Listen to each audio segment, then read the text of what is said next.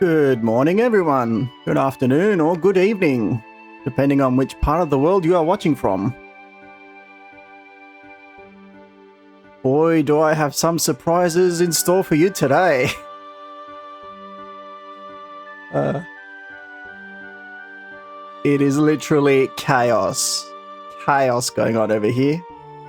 I think my mic might be a bit too loud. Let me just turn that down a bit. There we go. But yeah, it is insane what is happening right now. You're going to see it after the opening song.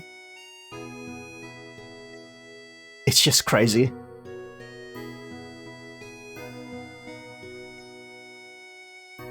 And I'll get into it a bit more soon.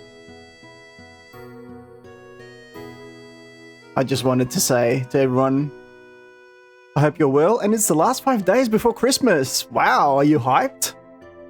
Are we getting into it? Are we feeling the excitement yet?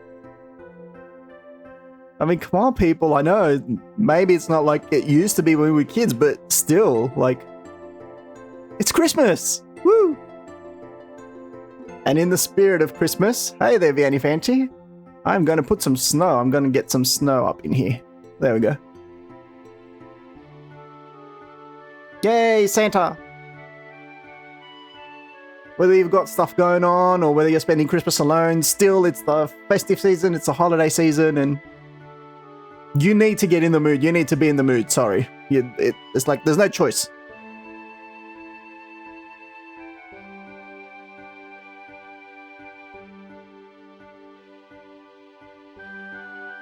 Whether you're buying gifts or giving gifts or spending it with a family or on your own or with friends, it's still such a hype time of year.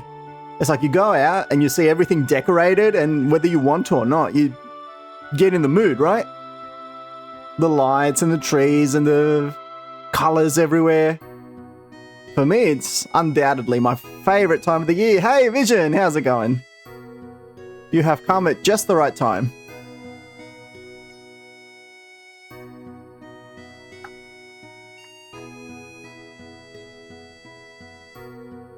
Welcome in.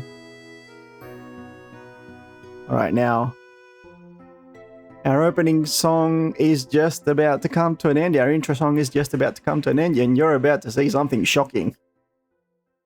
Okay, there we go. And this is what we're going to be doing today. Boom! Look at these boxes right next to me. Look what's going on. It's chaos in here. It is madness. It is insane. Like, I didn't even know I had so much stuff. Like, oh, my poster just fell. I tried to put up a poster for Final Fantasy VII Rebirth. That failed. It just collapsed on the floor. It's like, no, I'm not staying up there. I sticky taped it with everything I had.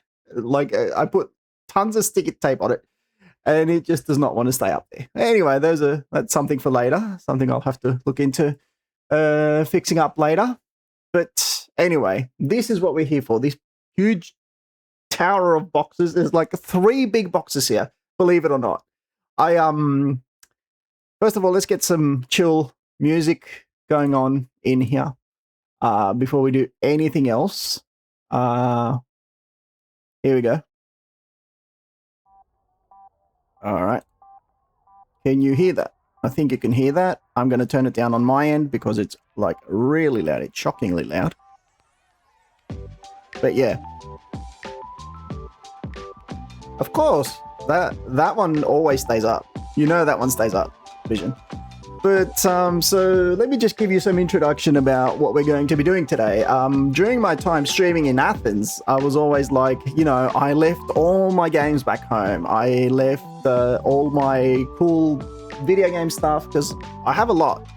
I have a lot of stuff, and I was like, I would love to do a stream where I could just show everyone what I've got, and yeah, just have a dedicated chill stream where I can, yeah, just do this, just unbox all my stuff and share it with people who are watching or people who are also interested in gaming and all that, and just to show that I'm not just a Final Fantasy streamer, that I like Final Fantasy, but today I don't think that you probably won't see, like, you might see 1 or 2 Final Fantasy stuff in all this in this Tower of Mayhem.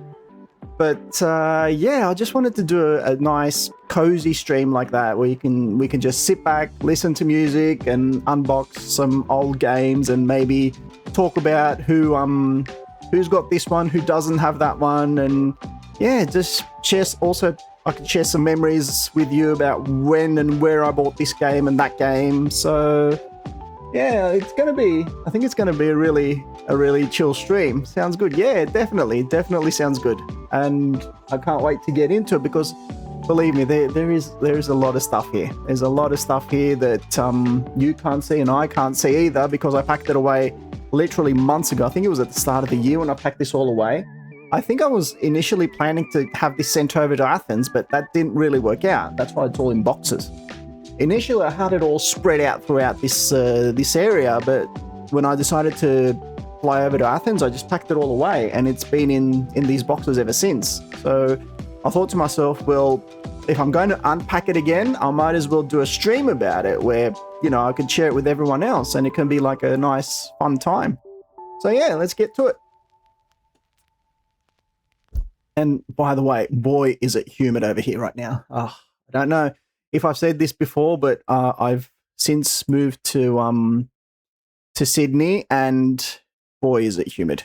It is just so hot right now. It is. Oh. Anyway, all right. I think that's enough of an intro, and we can slowly get into it. I don't know if you agree. So first things first, on top of all the boxes, I don't know if you can see it, there's this kind of weird thing here. So I think I'll start off by showing you what this is. All right, are you ready? All right, let's go. So what this is my camera's going to be zooming in and out. It's a statue that I got. I received this as a gift actually in 2016 when The Last Guardian first came out. I don't know if you can see it. It's a statue of the little boy. He's on top here, and he can. Oh, there's a spider web. And he can easily be removed. Here's the little boy. But mate, let me put him back on. Ah! Dropped him. Let's hope I don't destroy him. Let me just pick it up. There we go. Just get it back on there. But yeah, this is a statue of the little character. Well, not the little character, pretty big character. It was something between a cat. Yeah, all right, I picked it up. It's something between a cat, a bird, a chicken. I don't know, but like you played as the main character in The Last Guardian, which you can see the title on the statue. And you had to control this big thing and get it to move around the areas. I've played Ico and Shadow of Colossus, but never played Last Guardian. I've got to still play that one. Yeah, The Last Guardian is an amazing game. It's awesome. And as I said, I was lucky enough to get the collector's edition as a gift in 2016, and I spent hours playing it, and I got to enjoy this little statue as well. I think it's one of the few statues I have from any video game. So I wanted to start off with this one. It's pretty big, it's pretty huge. Yeah. And I've set it up back there. You can't really see it while I'm gaming, but it's right under Titus. But yeah, that's the one I thought I'd start off with this big one. Next up is something from Final Fantasy, but it's one of the few ones I have. I don't know if I showed it during a previous stream in Athens, but this is a map. Woo. It's a map of Valisthea. It's made out of pure cloth, and it came with the not the collection, and not the standard. What was the one before the collector's edition? The deluxe edition. The deluxe edition of Final Fantasy 16. The material that they've used is really awesome. It's like a tablecloth or something. It really feels like one of the old maps that they used to make back in the day, like for pirates and all that. So yeah, it's pretty unique, and you can see it has the whole world of Final Fantasy 16 on it. Like literally all the areas, highly detailed. Like, I don't know if I can show it anymore. You can see all the crystals in the game, where they're located on the world. So like if you're actually playing the game and you're wondering which part of the world I'm in right now, it's good to use this map and just look at it and be like, okay, so now I'm here, and that's sort of like northwest or northeast or wherever from where I started. So it's pretty cool. Okay. And that's about it with these items. Now we're opening the boxes. And this is sort of like a Twilight Zone because I have no idea what's in the boxes.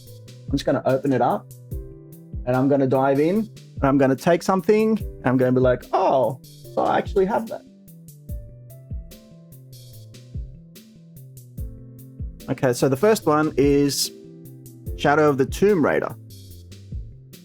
Sorry about pricing and all that. You might see some prices. So this was, I bought this as a limited steelbook edition. You can see the detail on it. It's pretty cool.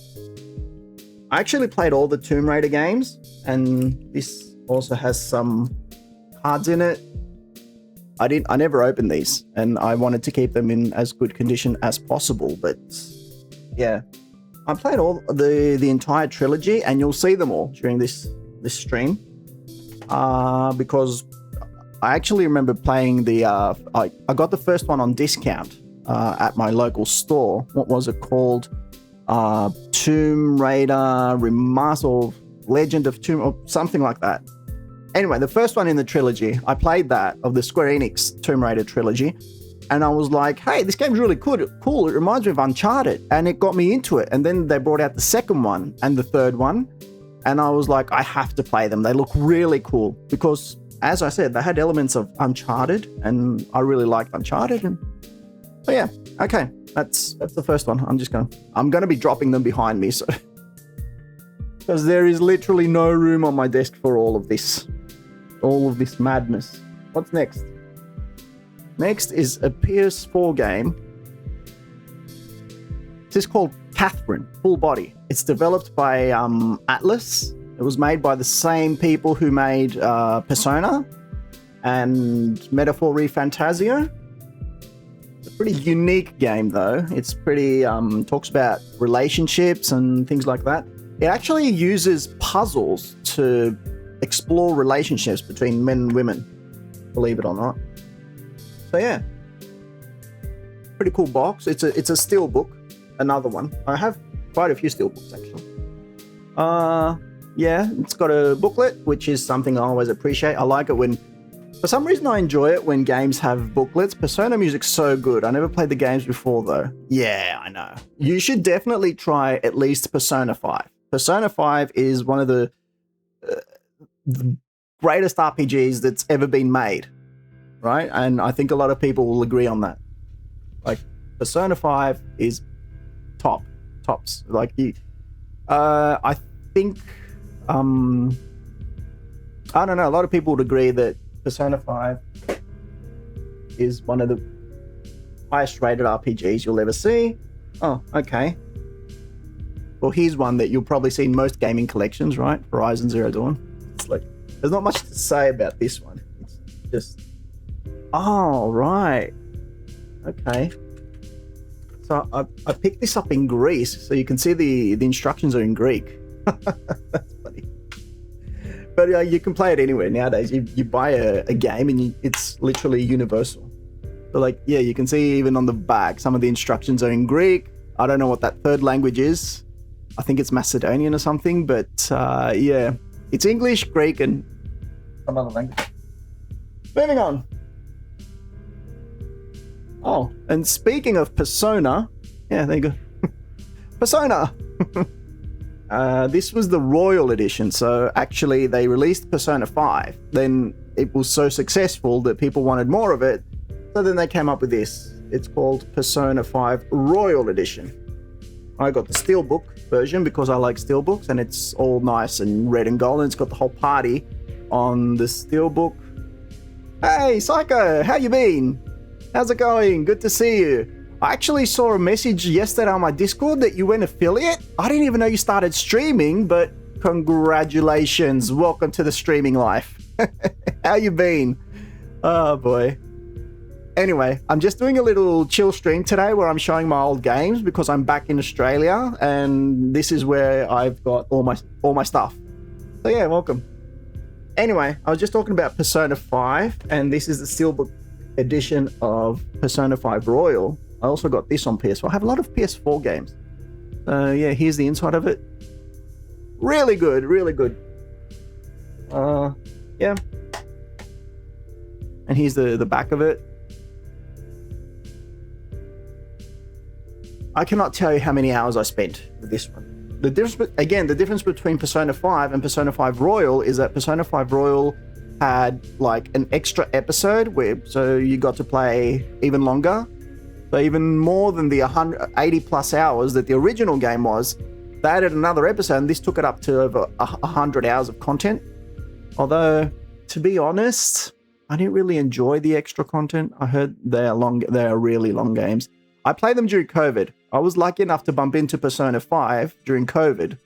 So I had all the time in the world to just sit there and play. And I enjoyed my time with them, I'm not going to lie. But you need to have that time. You need to have that sort of investment. You need to make that time investment. All right, what's next? Ooh, this is a good one. This is a very stylish game. All right, here we go. Dun dun dun. Devil May Cry 5. The style of this game was phenomenal. Like, I'll be honest with you, it wasn't my favorite type of game, but this steelbook is dang. Look at that. Dante and Nero and yes, Korn. Yes, I'm streaming live from Sydney right now. It does. It is badass. Like, and honestly, I wanted to spend more time playing Devil May Cry 5. I was hoping to get more out of the story. It felt a bit too short, if I'm being honest. I had some complaints from Persona 5. The battle system for me felt a bit difficult to get into because I'm not into that type of hack and slash or, action type of game. And then the story felt a bit lacking because they had so many great characters in there, but they didn't do enough. And I felt like because I hadn't played the previous Devil May Cry games, so I just didn't know enough. I was like, so who's this person? Who's that person? Like the guy in the blue coat, who's that? I didn't know. But still, this is awesome,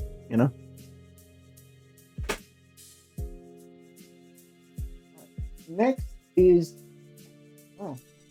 Next one's not a game.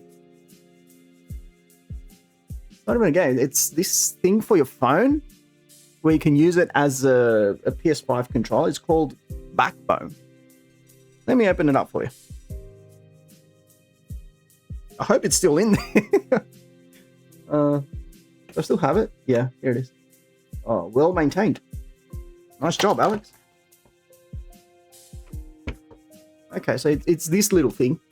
You can just pull it apart. You stick your phone in there, and then you close it, and you open the app. You connect it to your PlayStation, and then you can use the buttons to play. Remote play. So, yeah. Now that we have the PlayStation Portal, these types of things have become sort of redundant. So you don't really need it. But for its time, it was I'll be honest, it was a pretty unique thing. You can only use it with iPhones up to iPhone 14, I think. You can't use it with iPhone 15. So keep that in mind. Because you can see the little adapter that's here. So yeah. Anyways. I used to like buying gadgets like this. All right, get back in there. Get back in there.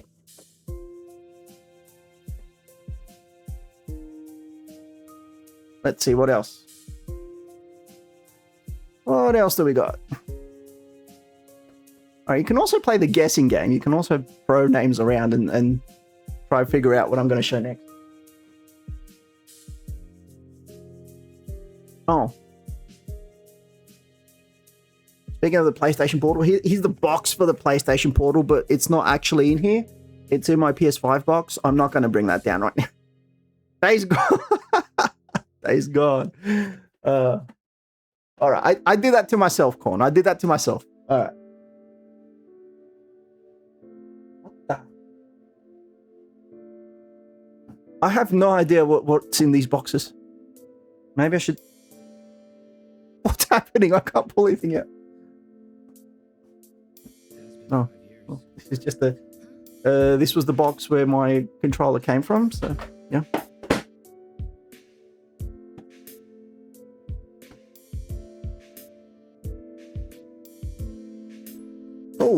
Oh, malaka. you want to guess why I used that word just now? Assassin's Creed Odyssey. I spent over 100 hours in this game exploring Greece. It's like you can leave Greece, but Greece never leaves you, right? So this one's fun. It's the Omega edition. There's a lot of stuff in here, so bear with me. First of all, you got the game, right?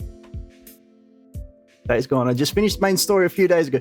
Really enjoyed it a lot. Now I'm going for platinum, just 3 trophies away. Okay, now I'm thinking about diving into it. Now, if Vision's recommending it, I might actually have to give it a go. Really? Okay. Well, I'll definitely look into it. Anyway, okay, so we're talking about Assassin's Creed Odyssey. Indiana Jones win. Too many games, bro. Too many games. And by the way, welcome in, Monza. Okay, so we've got this thing from Assassin's Creed Odyssey. And just FYI, Monza, I'm just looking at some of my old games that I've got in these boxes here. So look at this. This is a big one. This is a big one. Look. Holy cow.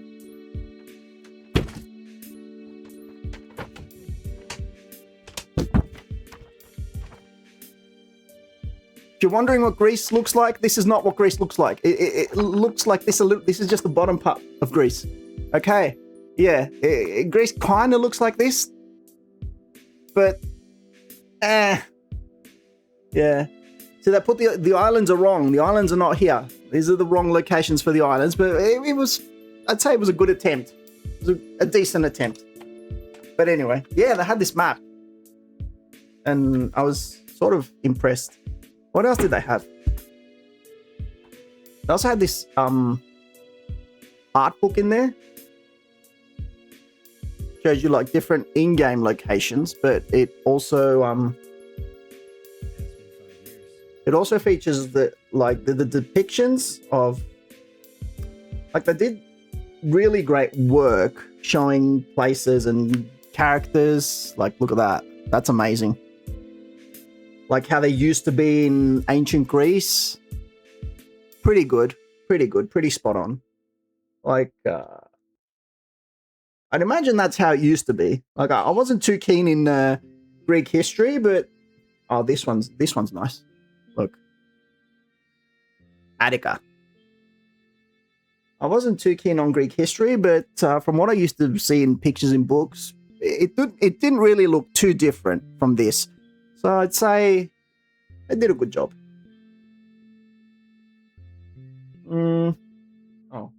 Laconia. There is an area called Laconia in Greece. This one's nice. Yeah, so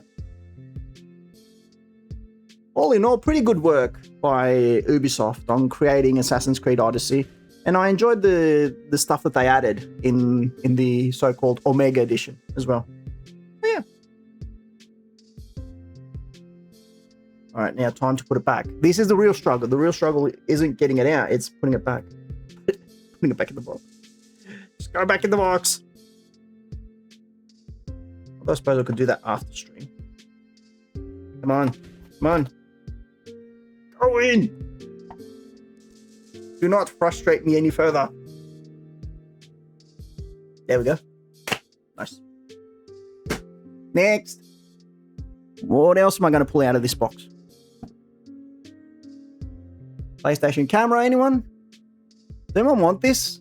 I might actually sell it. I never used it. I tried to use it once to stream, like to go live on Twitch while I was playing Final Fantasy VII Rebirth. It didn't work. I didn't know how to stream back then. I never used it again. It's not in there, by the way. I didn't toss it. It was empty. What the hell? Whoops. Oh, I just made an oopsie.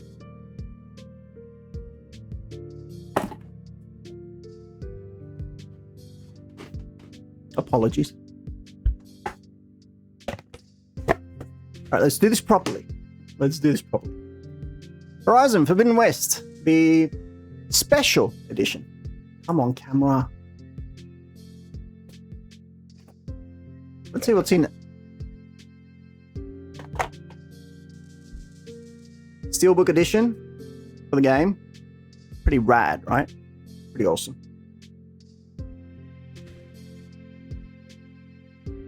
On the inside as well. Like, I had a good time with the first game, so I was like, I definitely need to get the second one, but I imagine a lot of people thought like that. And an art book. Let's check it out.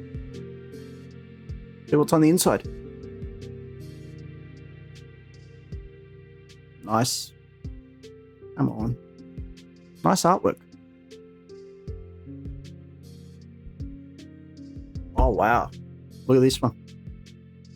Dude. Uber cool. Yeah?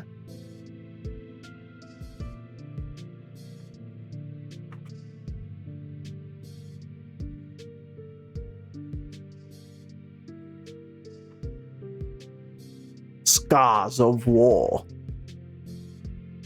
The desert areas. Are they working on the third one? I think they're working on the third one, but isn't it about time they released it? Like, what's going on? Some random stuff here and there. The Utaru tribe.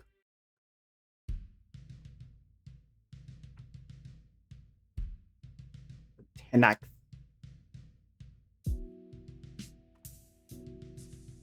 Another nice one. I think this was a scene from in the game where you had to jump into an arena and start fighting robot monsters.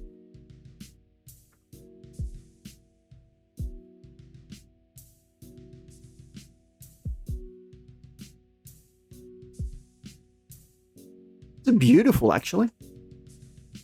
Look how well made they are. It's really impressive. Oh, wow. Look at that.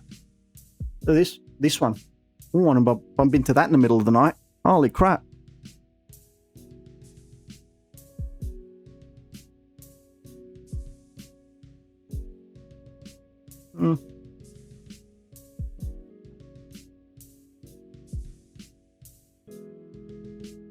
Here's some more random images. Oh, the cauldrons.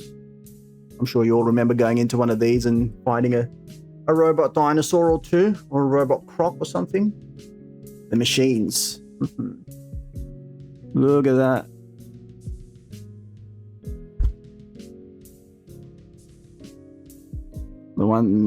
This one looks scary. Look at that. Reiki. It's a giant turtle. Cool pics, eh? Yeah. And here's the last one. They've done some really nice work with these steel books and stuff. And these art books. Not steel books. The steel book also looks pretty damn good. Did you play Horizon Zero Dawn, Vision?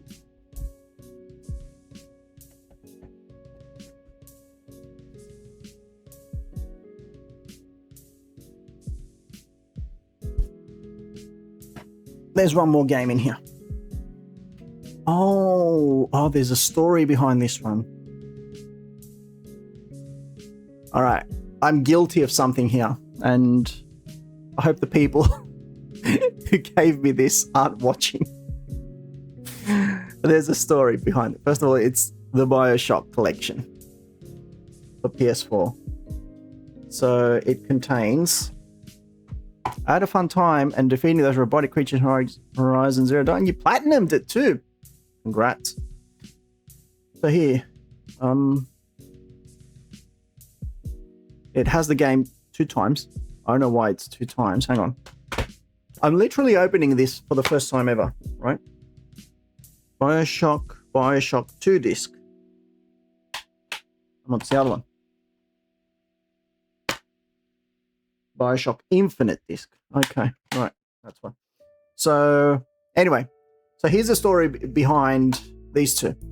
I used to live at a shared house in Melbourne, right? And in the room next to me, there was this couple from France, and I started speaking to the guy, and he loves video games too. And I'd talk to him about Final Fantasy all the time, and I'd be like, well, back then Final Fantasy 15, I think it had just come out, or it was just coming out or something.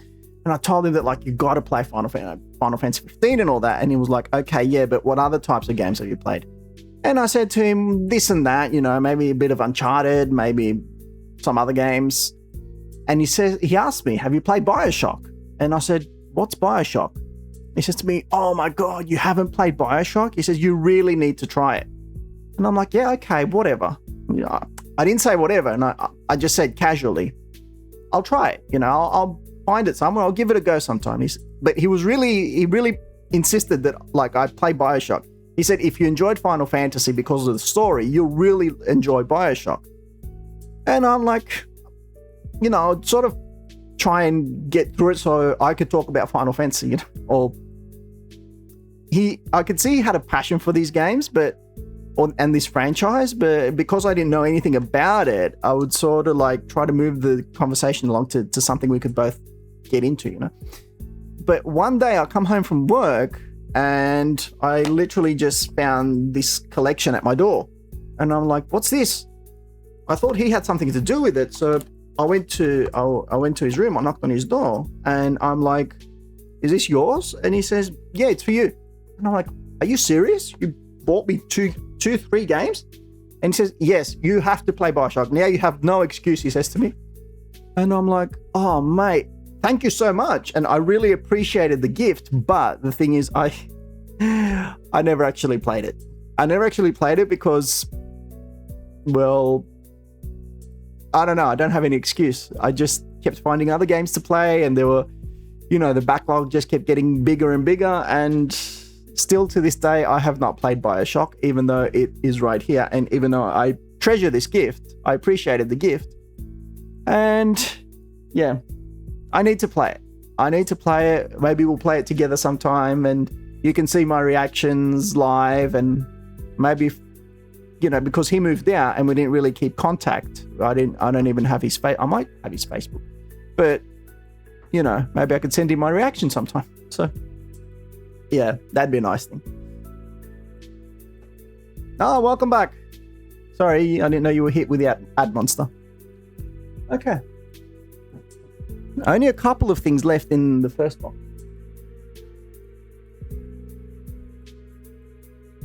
These are in another box, I think. Oh, no, hang on.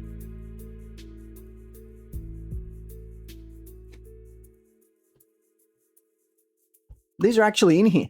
But I'm not going to pull them out. It's too messy. I mean,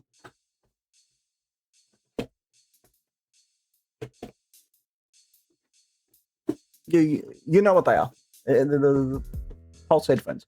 There's not enough room for me to pull. I don't have room here. I'm drowning. But I'll just put them to the side here casually. I need some water.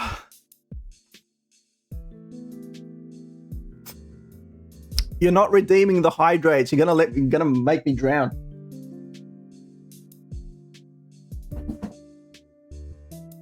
Oh, yeah. These things are really cool, actually. Admittedly, they were a little bit too pricey for earbuds. They're over here. But they're good with everything. No, I drank it now. They are really cool, and they work with everything. They work with your phone, and this stream is not sponsored by Sony, by the way. They work with your phone, they work with the PC, they work with literally everything. Well, now I have to drink, don't I?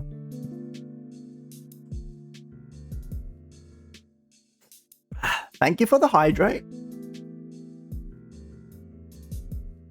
Okay, what was I saying? Yeah, these things. They work with PC, they work with PlayStation. They work with your phone. You can link them with your phone. They work Bluetooth. They work with your car. They work everywhere. They work everywhere. Like sometimes I wear them while I'm driving and I talk from there, even though you don't really need to do that. But anyway, yeah, they work everywhere. Highly recommended. GG. Even though they did cost an arm and a leg once again. Make sure you're well off. Make sure you have the finances of making these investments. Is that it? Okay. This box has one last thing before it goes. What do you think that thing is? I'll give you one hint. It's not a game. It's not a game and it's not an accessory. Okay. Let's do a poll. I haven't done a poll. Nah, never mind. I said it's not a game. We'll do a short poll.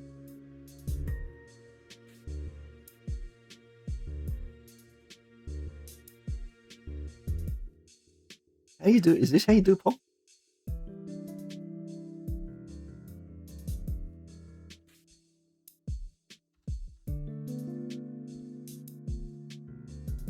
All right.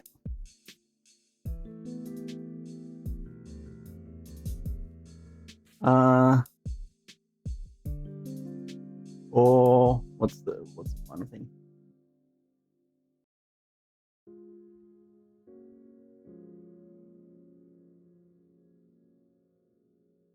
All right, we'll do a short 1 minute poll. I just want to see what you're going to vote. Monza, stop.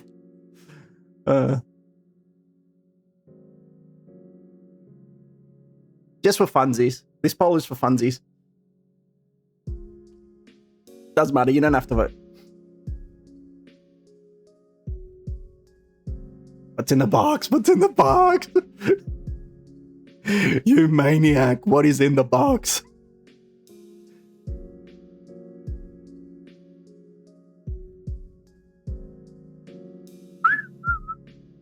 Clock is ticking.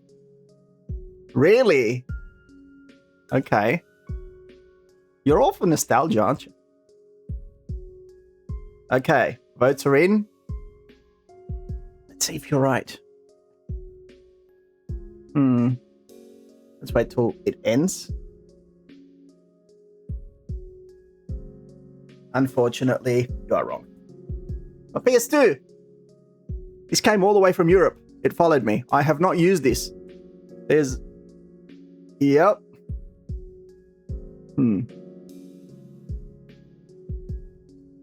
So, story behind this one. And there's a big story.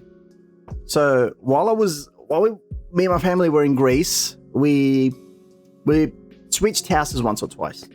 So what happened was, when we'd switch houses, I would sell my PS2, like my original PS2.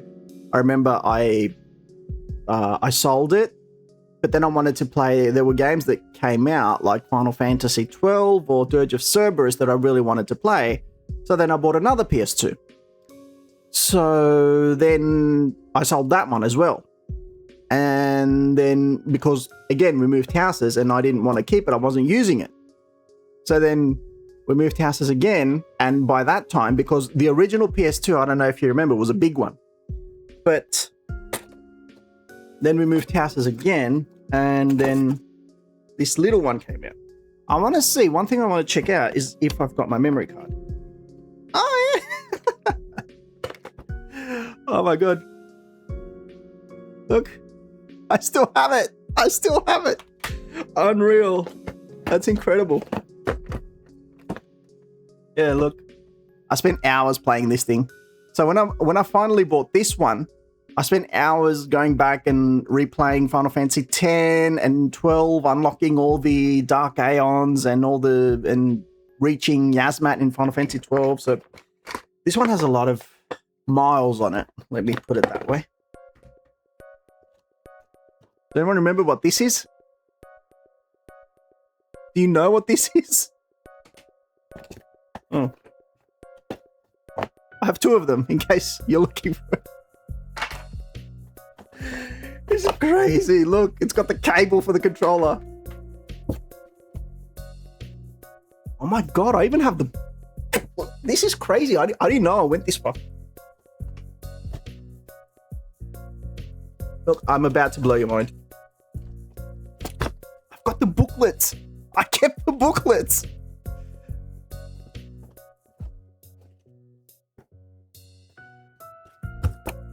Look. What is coming out of this? It's just oozing with memories right now. But look, it's in pristine condition. This is a slim version, by the way. I've even kept the foil on it. How good is that?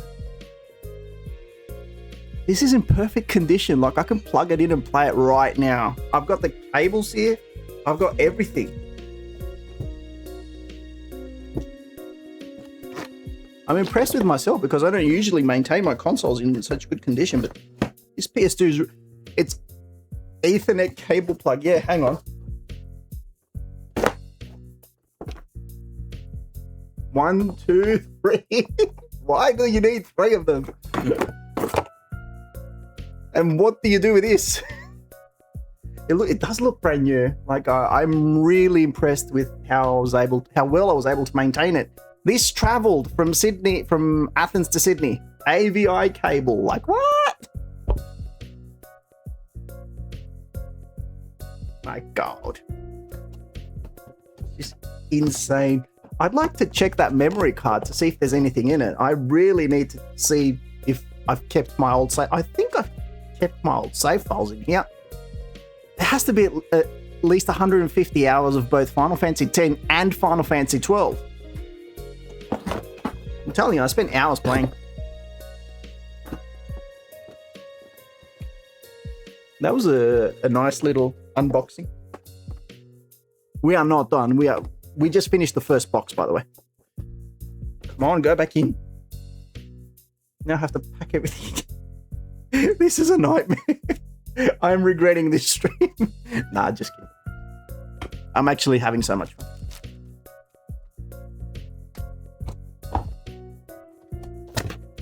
Okay, go back.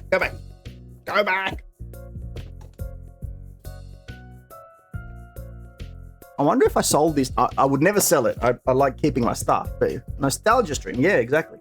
But I'm just curious, like, if I were to sell this on eBay, how much would it get?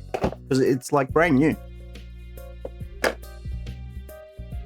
Like, just random price.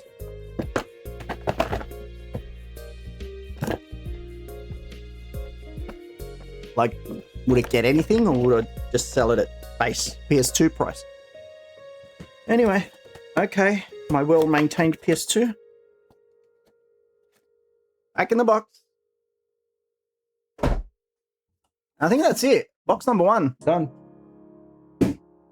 Whew, that's a win. Okay. 45 minutes in, and we are done with box number 1. Moving on.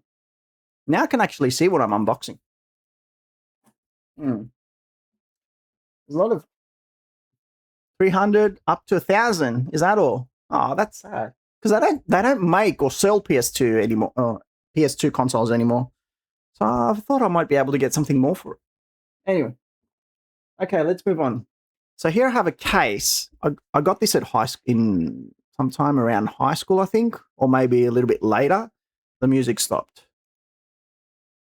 Keep playing. So someone gave me this. This actually came with not the PS2, the PS3 that I bought. I actually bought 3 PS3s. So one of the used PS3s that I bought back in Athens. Someone gave me a whole bunch of games, and they were like, "You know what? Take them. I'm not using them." So back then I took them, and I didn't even bother looking in this case, but there were actually some good games here. Yeah, I did a lot of moving around. I had to buy a whole bunch of consoles. I've also bought 2... All right, it's going to sound funny. I bought, in my lifetime, 3 PS2s, 3 PS3s, and 2 PS4s. You're not going to see them. I've only kept one of each. Okay. Anyway, I mean, do you know what this is? Sorry, I'm twisting it the wrong way. Heavenly Sword? Have you heard of this game? I don't know of this game.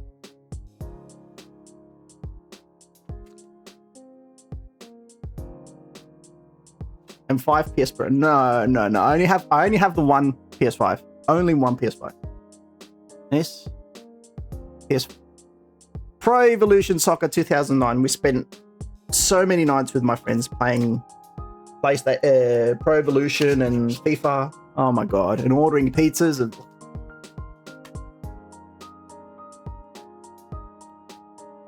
Okay, what else is in?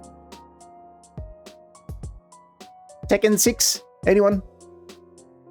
Do you know what these are? Mafia 2? What is this? I have no idea what these games are. I'm telling you, I never touched these games.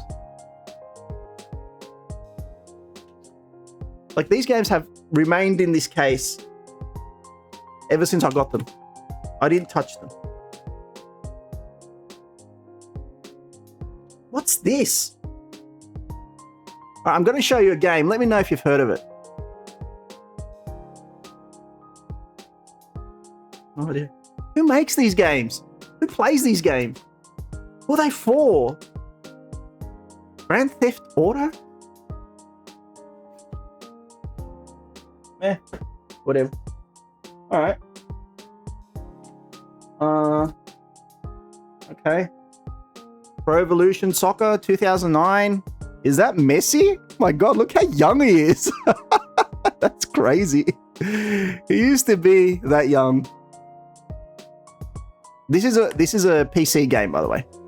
Back then, I used to have a PC that could carry it. I was huge on football back then. I still am.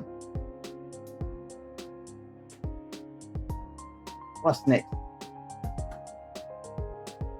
I think it's sealed. No, of course not. Pro Evolution Soccer. This is the OG. This is the one that started it all. I got it on PS2. Why is it so heavy? Oh, the disc is missing. Doesn't matter. At least I kept it. Where's the disc? That was hilarious. Oops. Can you imagine if I sold it? Oh, this is fun. I'll show that later. I don't just have games in here. I have other stuff too. Pro Evolution Soccer 6. I have a lot of Pro Evolution Soccers. Back then, I used to buy them every year. Or every second, third year. Who can name these two footballers? I dare you. Do you remember who they are? Quiz. I'll give you another poll.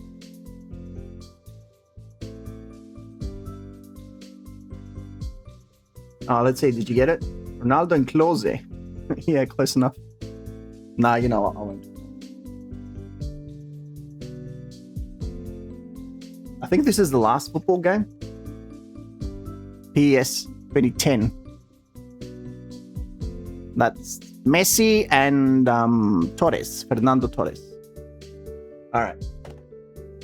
That's enough with football. Wow, this got dusty. This is a very simple and elegant game. Like, the cover is elegant. The game itself is like, ugh, so heavy. I don't know if you've heard of it. Like, there's not much on the box. It doesn't really say anything. Meh. I played this game once and that was it. I didn't really want to go through the whole. It's emotionally exhausting. This game. It takes a whole lot of you. Whole lot out of you. The Last of Us. Crash game, you think so? Now here's a troll game. The Fractured But Whole. Try saying that title 3 times fast. Huge South Park fan over here. I enjoyed the crap out of everything they did. There was no way I was going to miss this game. Gold edition. Let's see what's in it. Is there anything special in it?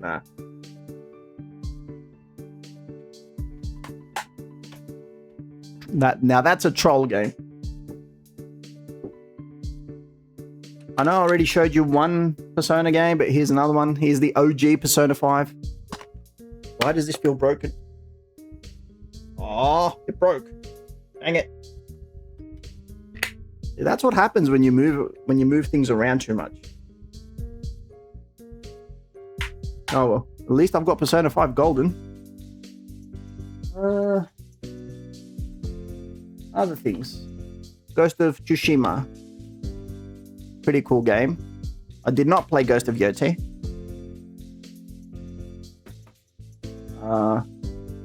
Rise of Tomb Raider. Yes, I got on discount. Did not pay full price.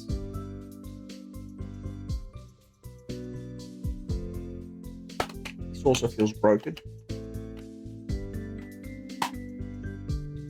Dragon Ball Z Kakarot. Yes, huge anime fan. Don't at me. I like anime games.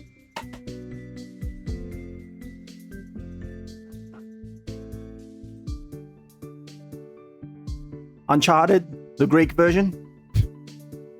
You can see the little sign. Yeah. Of course, I played it in English.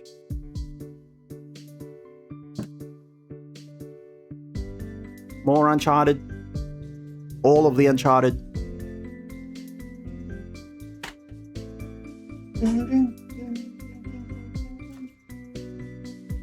Like I'm speed running through this box. And Red Dead Redemption 2. Now this was epic. I feel like anything that Rockstar makes becomes an instant classic. Like, people still talk about Bully, which was a game they made back in the 90s for the PS2, I think. So yeah. Pretty great work there. Let's see what's in it. It feels heavy. That's because there's 2 discs. The Warhorse and the Outlaw Survival Kit. I know Monza likes these games. Yep. It's really hard not to like these games, Vision. It was amazing. Like I think it was like my first Thingo game, my first Rockstar game, and I spent hours playing it. Anyway, okay, 1 second. We're going to take a small break because I've got to go to the bathroom real quick, but we'll be right back with more old games. Hang in there.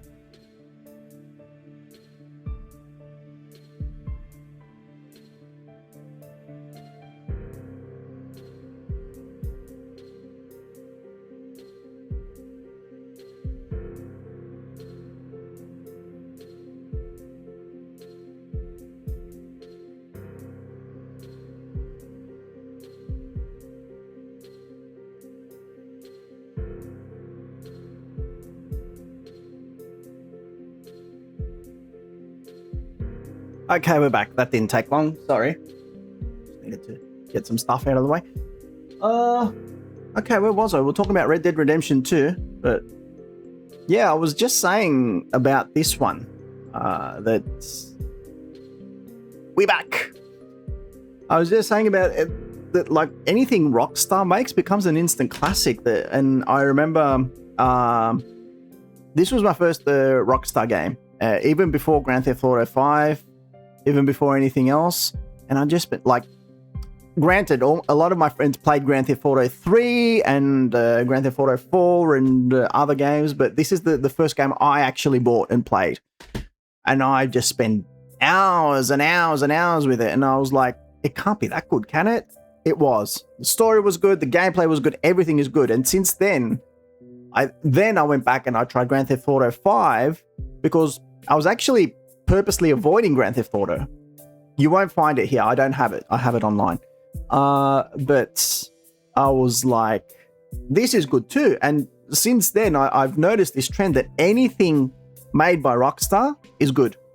Because then I went back and I played Bully, which I downloaded online and played.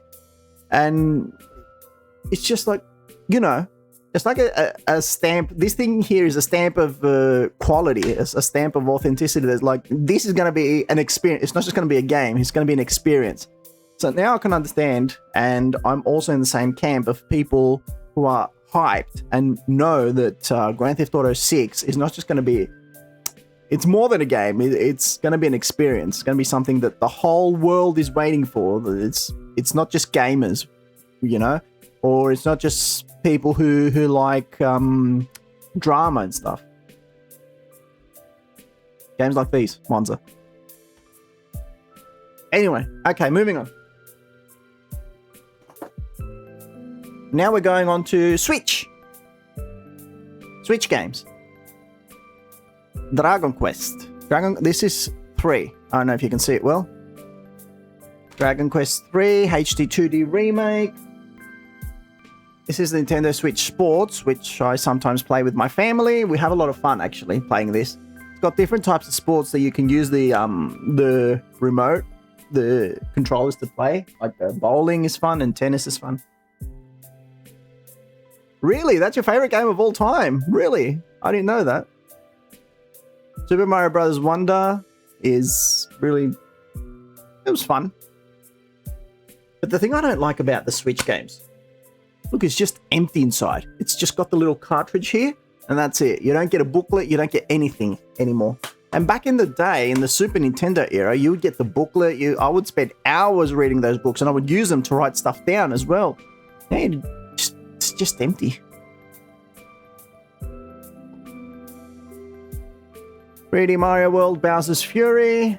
This one was fun too. I don't know which one I prefer. If you ask me which one I prefer between 3D World and Super Mario Wonder, that one would be hard to answer.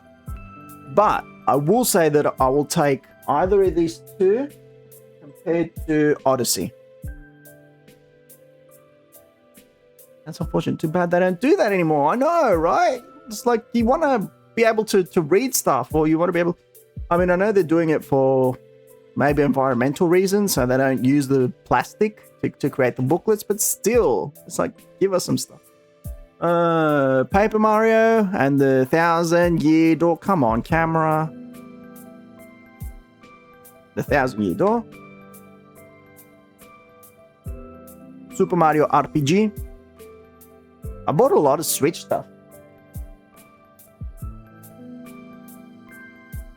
Legend of Zelda. Tears of the Kingdom.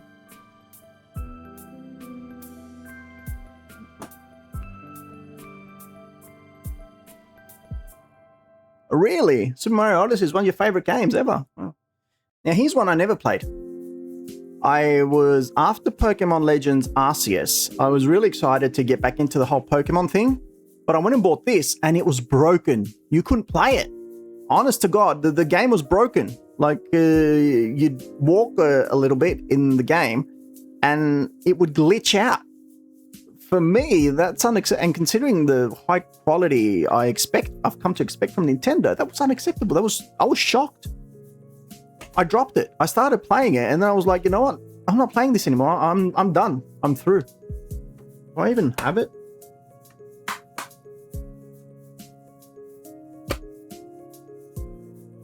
still in it. I like the Steelbook.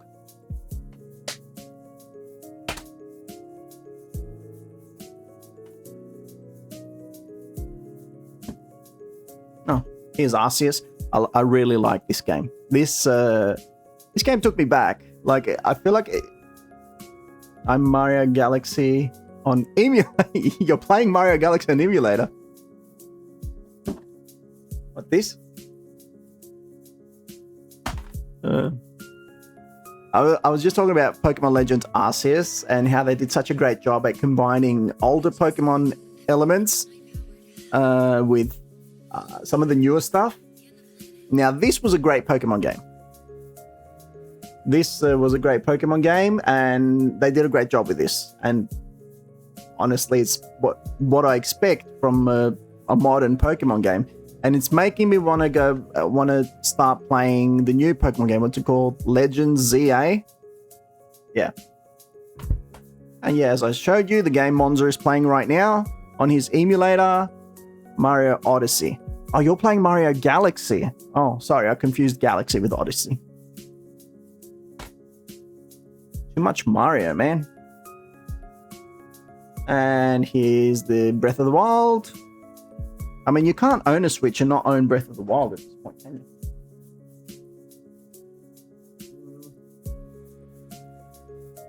you? Here's the pack for the sports game.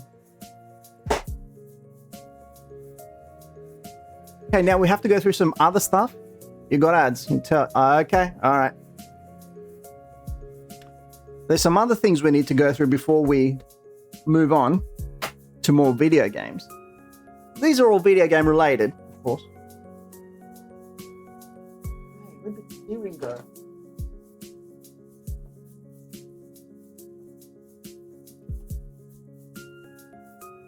I know what this is.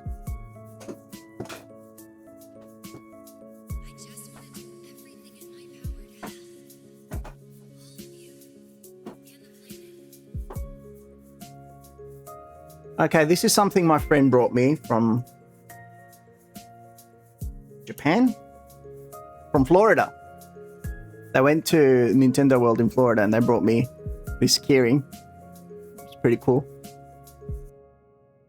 I'm player 2. He's a Luigi.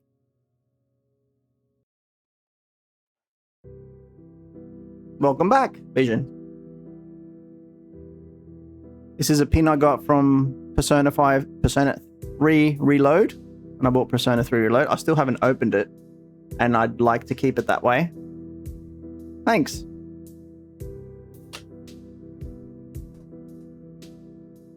This is something they gave me at my store when I bought Kingdom Hearts 3. It's a Heartless. Woo!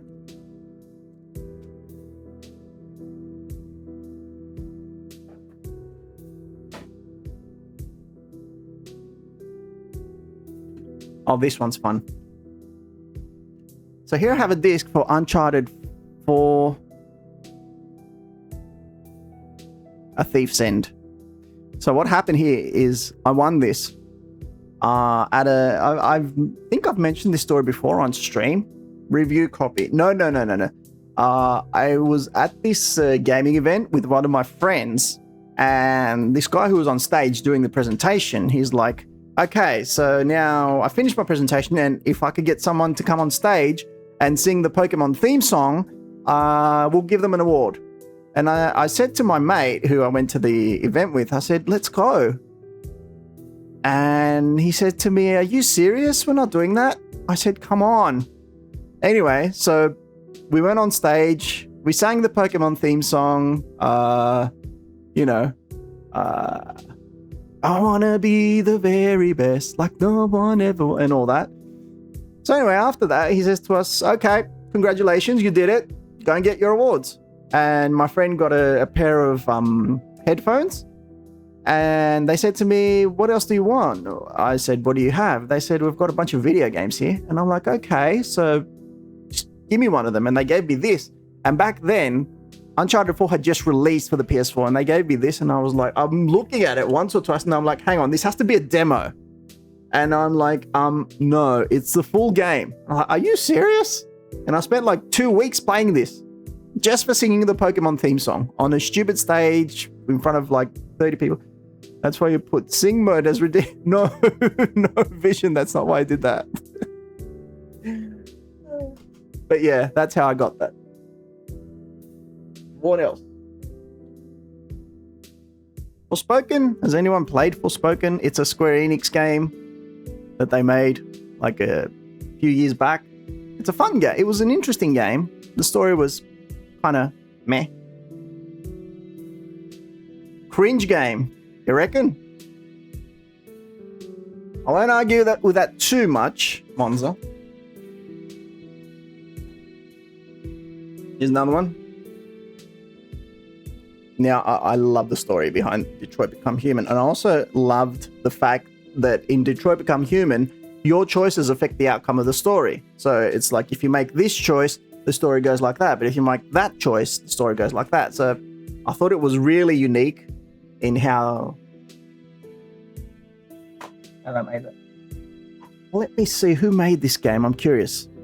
So this was developed by Quantic Dream. What other games has Quantic Dream made?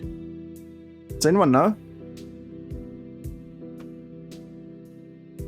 That's an interesting question.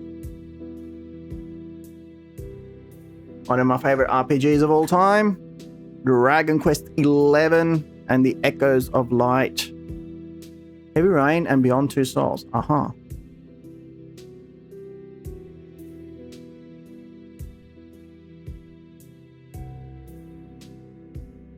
Echoes of an Elusive Age. Seriously, if you haven't played this, go out and buy it, play it. 100-hour RPG.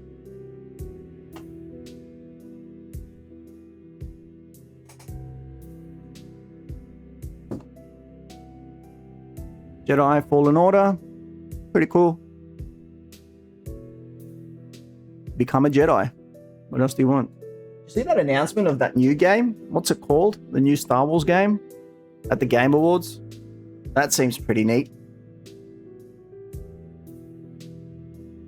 Knights of the Round?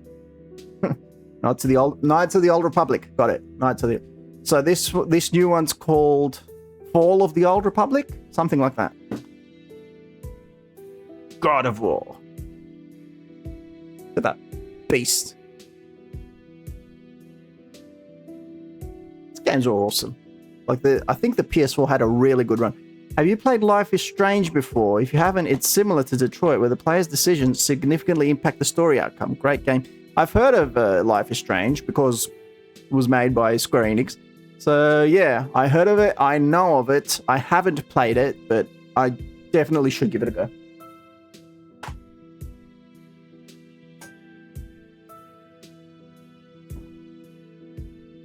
Speaking of a game where your decisions affect the outcome, Nier Automata. It's like, this game has about, do you know that this game has so many different endings? The new game, Star Wars Fate. Oh, that's right, Fate. I thought it was Fall of the Old Republic. Fate of the Old Republic. Good one, Monza. This game has so many endings, you can actually buy some of them. No, actually, you can buy the trophies in the game. But yeah, this game has, I think, 25 different endings. Literally, I'm not kidding. As many as there are letters in the alphabet. Look, Yoko Taro, you're a madman.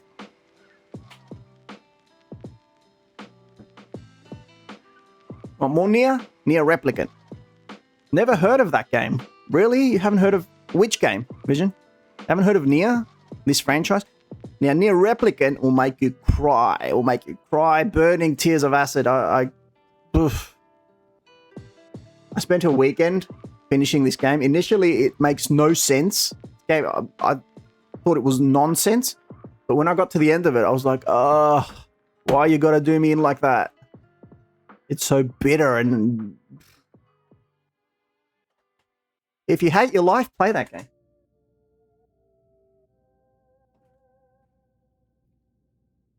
Oh, and speaking of The Last Guardian, Shadow of the Colossus, of course. This is a masterpiece. Fantastic game. You've never heard of the Nier franchise? Oh boy. Yeah. I don't know if I should recommend it. And I don't know if I should be telling anyone to go down the whole Yoko Taro spiral. Don't do it, man. Don't do it. If you appreciate your life, you're good. But this, if you haven't played this, yeah, definitely try it.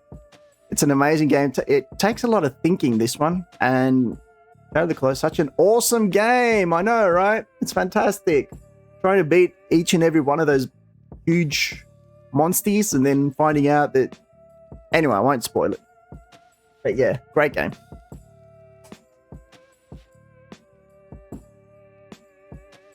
Meh. That's all I have to say about this game. Meh. It tried to do, like... I'll be honest, I really liked my time... Yep, you said it, Monza. I really liked my time with Odyssey, so I wanted to follow the story, but... Nah.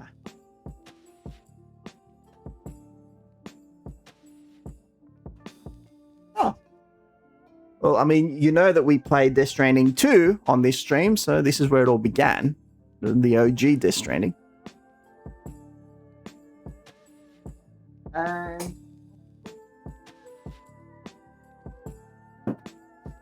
But wait, there's more.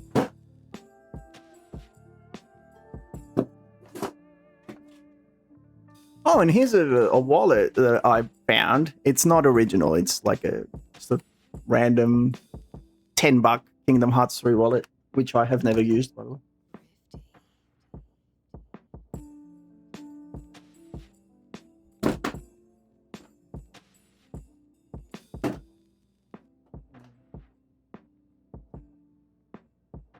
Now we've got some PS5 stuff.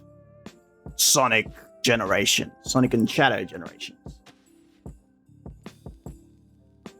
I can't say I really enjoyed this game. There was another game that came out earlier, before this. Another Sonic game that came out before this. What was it called? It had big open worlds and all that. I think I'll find it in here. We'll talk about it. But this one was kind of meh. I just played it until I got to the ending, and then I was like, okay, I'm done.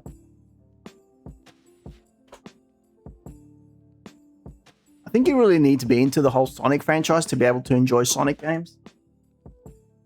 Metaphor ReFantazio. This one for me is very controversial. This one for me is highly controversial. And I'll explain why. The gameplay is fun. I thought the story was a bit repetitive and the story was a bit annoying, even though, yes, I know it won Best Narrative at the Game Awards and all that, but it just kept going on and on about the same stuff. Like, inequality is bad, racism is bad, discrimination is bad and all that. And I understand, and I've seen all that in other games before, but I felt like it was taking the same messaging and it was just beating you over the head with it. And it got to the point where I got the bad ending of the story and I stopped playing. I was like, you know what? I'm done. I've had my fill of this game. Because I understood there was this one guy, there was one villain who was trying to rise above everyone else and be like, oh, I'm going to take power. And you knew that he was going to be the final boss because he was talking like that. So you knew that you were going to fight him. You knew where the story was heading. So I just got tired of it. And I was like, you know what? The bad ending is an ending. So I'm fine. So yeah, even though people praise this for its unique storytelling and... Yeah, exactly. Like, it was predictable. For me, it was a really predictable game. It had a lot of similar elements with Persona 5, which I really enjoyed. But Persona 5 was different. Persona 5... told a different type of story. This was average. It was a good game. I'm not going to say it was a bad game, but it's just the story didn't really do it for me.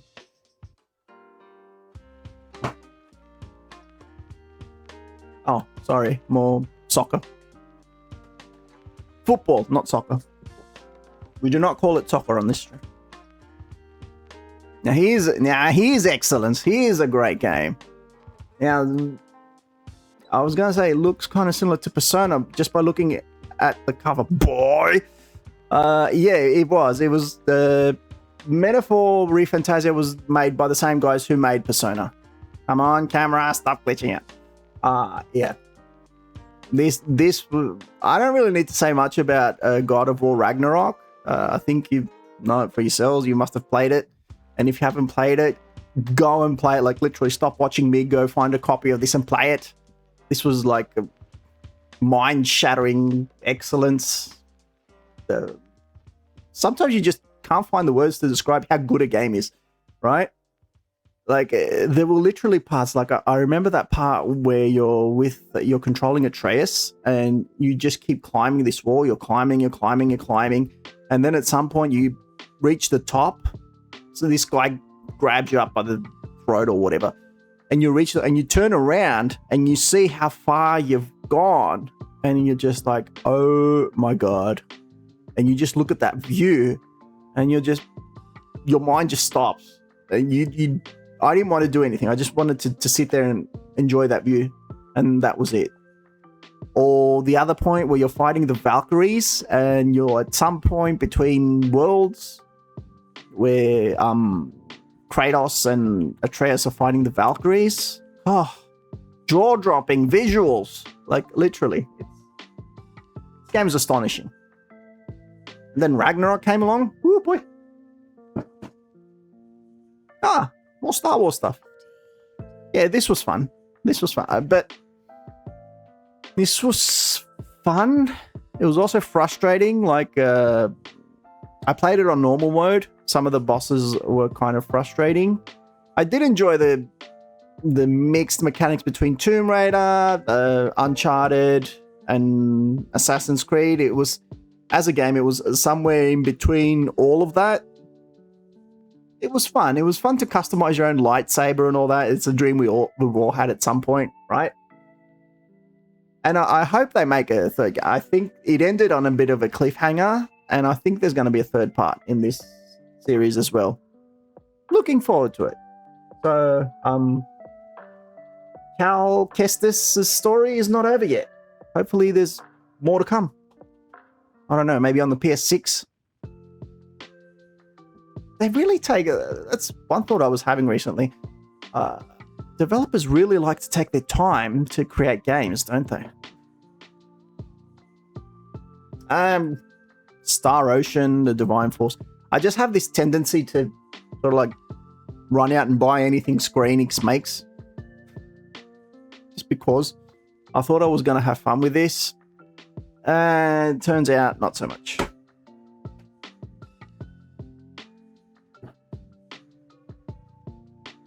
Chaos! Stranger of Paradise, Final Fantasy Origins. Yeah, this goes back to what I was saying earlier.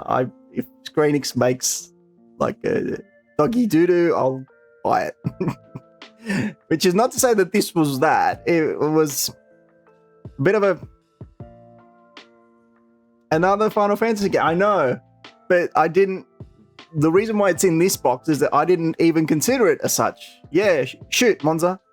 I didn't even consider it as such because it was so different. This is more of a Souls-like game than it is an actual Final Fantasy. It's so different to what I would consider to be a Final Fantasy game. That's why it's in this box. So I played it. I finished it. Monza, stop. I think you mean FF9 Remake, don't you? Boy. That wound will never heal, Monza. I'm still waiting for them to announce it. I'm looking at this. I'm wondering if I should show it. Maybe I should just skip it. This is a game that made me cry. I cried bitter tears with this. I think you know it. No, it's not E33. I think you know some people who are in it, actually. One or two. Plague Tale, jeez. I think that there's this point near the end where what was her name? Alicia. She gets to this part because the little boy, what was his name? What are their names? I don't remember their names. What was his name? Eric? I don't remember. I've heard of this game, but never. Oh, okay. 3 days. Yeah. Hugo. Exactly. Okay. I won't spoil it for you, Vision. I won't spoil it for you. But because I have an older sister, and it really hit me hard. Yeah, this game. Exactly, Monza. I had depression after I played it too. I was like crying buckets, and especially at that final scene, I was like, "Don't make me do this. I don't want to do this." But the acting was phenomenal. The acting was phenomenal, I gotta say, by all the voice actors involved. And let's just leave it at that, shall we?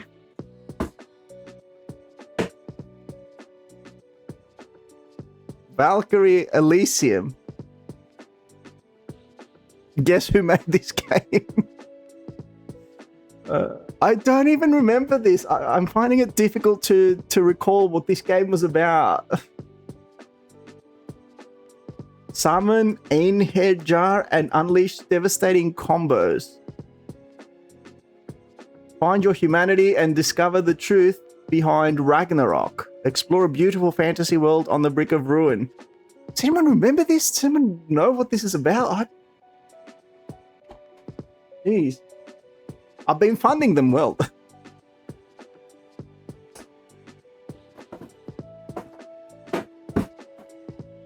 Oh, there's no more games in the box.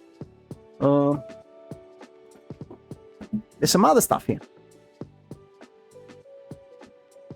So this is my my capture card. Like every game you've seen me stream is thanks to this nifty little thing. It's literally tiny, but it works wonders. The Elgato HD 60X. If you're thinking about streaming, if you're considering streaming, definitely get yourselves one of these. High quality stuff. I don't know what else to say about it, but yeah, it's fantastic. And I think most streamers would recommend this too.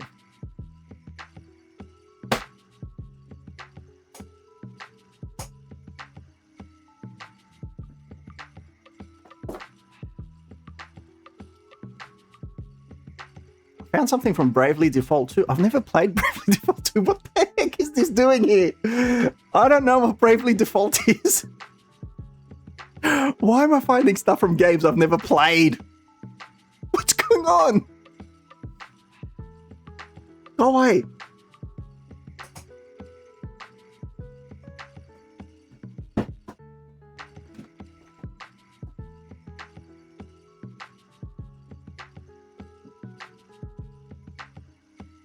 Okay, I know we said no Final Fantasy stuff, but I found some old keyrings that I had in high school. Like they're kind of old, but they're pretty cool. Oh, if I don't kill myself in the meantime. So this one's a Fenrir from Final Fantasy VII. I think it's supposed to be something that Cloud wears in Advent Children. If my camera will work with me. No? Doesn't want to work? Doesn't want to cooperate? Anyway, it's pretty cool. There we go. Nice. No, actually. Anyway, and this is another thing.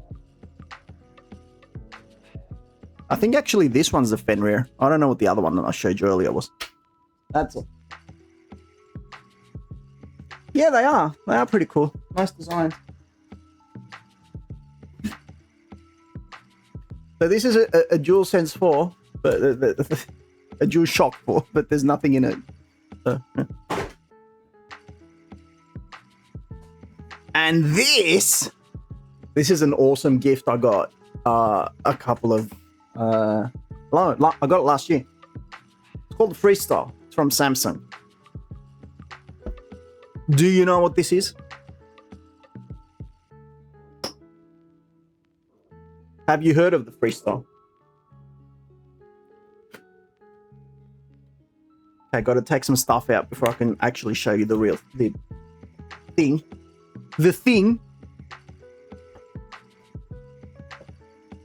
Where is it? You heard of it? Yeah. All right, here it comes. Here comes the freestyle. Okay, so it's this thing. It's a projector.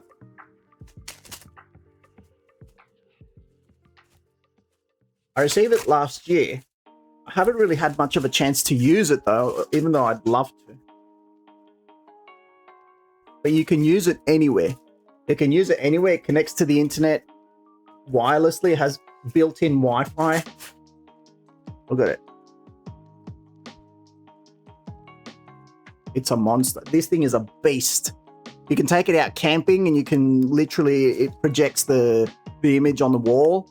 It has built-in Wi-Fi. It does everything. Monza, I kill you. But yeah, it's pretty cool. Also pretty pricey. But if you can get yourselves a device like these, it's really nice for like if you're going camping and stuff like that.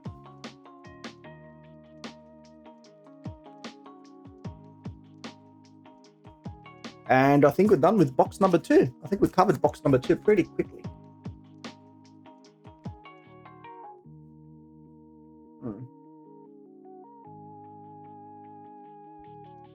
Monza is the king of trolling. I'm gonna drop it. Ah! Don't drop it.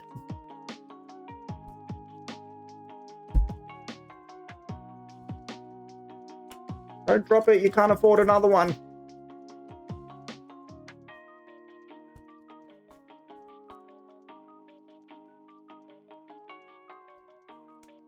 Okay, I think that'll do. Oh boy.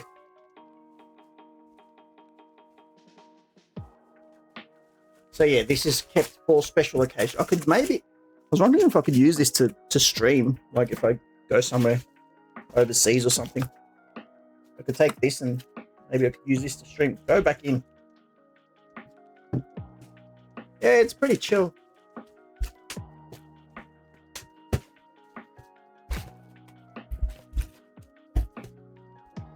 I wanted today's stream to be chill. And I think so far, target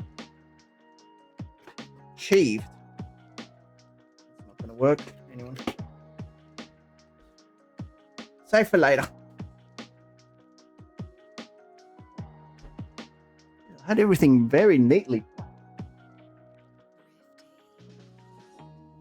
Nothing else in this box either. But... oh boy.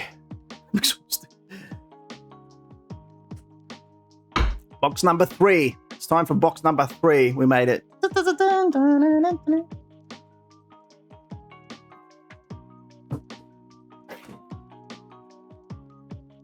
I think you'll enjoy this one. Come on. Now, the thing is that I have to find something to do with all this stuff. Like, I have all these gaming stuff, and I might have to buy something to put it in the background. I'm trying to get rid of this TV. Or not get rid of it, but find another place for it in my house. Maybe move it somewhere else so that I can set up like a library, like something like I had in Athens. You remember the library thingy? So I can put my games there, because it's such a shame to be keeping them in boxes, you know? I don't want to be keeping all my nice games in boxes. That's a shame. Anyway. Okay, let's start off with my dusty old PS4 controller. Still works, but it's got a lot of mileage on it.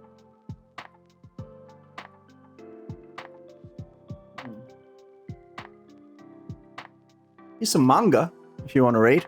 Dragon Ball. These were sent to me straight from Abu Dhabi.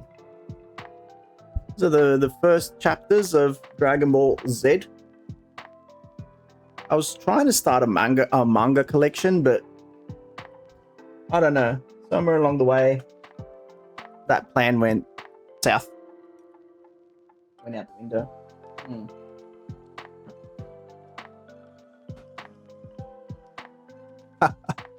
Okay, here goes.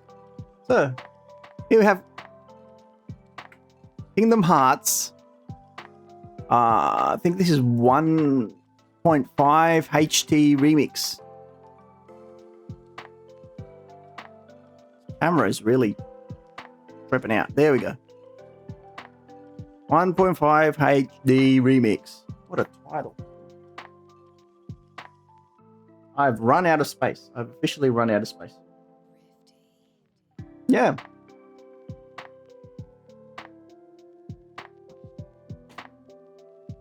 Next we have Kingdom Hearts 2.5 HD remix.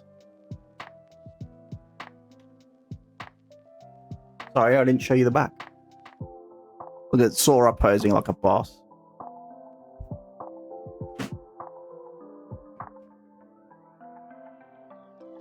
Next, we have Kingdom Hearts 2.8 HD Final Chapter Prologue.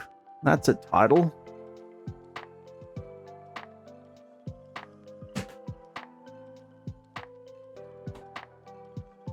Next, we have Kingdom Hearts 3. Right, this is a mix with Disney and Final Fantasy. Ah, sorry.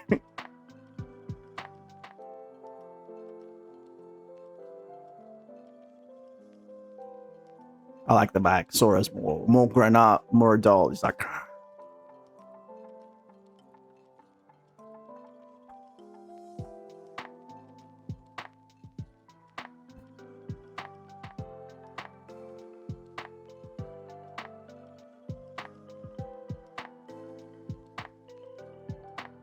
All right, we can wait a bit.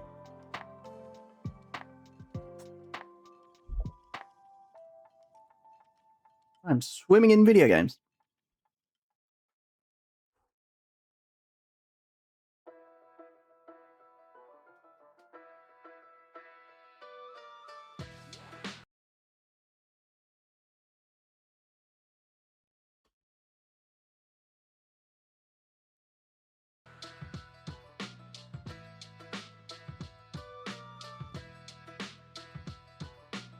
Okay, I think everyone is back. So this is the Kingdom Hearts Deluxe Edition book. Let's go through it.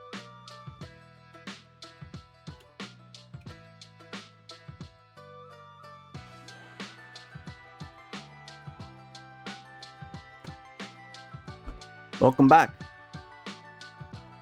This is a steelbook from Kingdom Hearts 3. Now you notice the detail on it.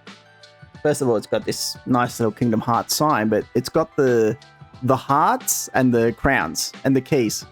Look, hang on, wait for the camera to focus. Look, it's awesome. And it's all shiny. This is one of my favorite steelbooks in my entire collection.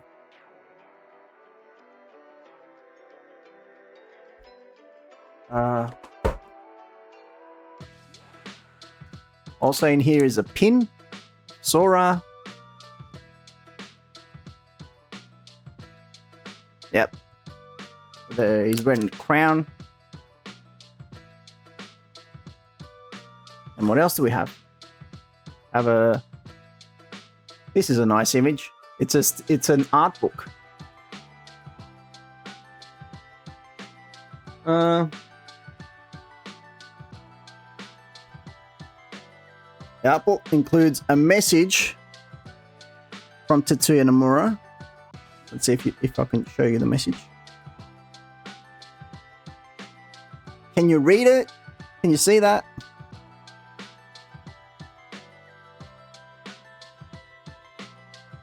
By the time you read that, Kingdom Hearts 4 will be out. LOL.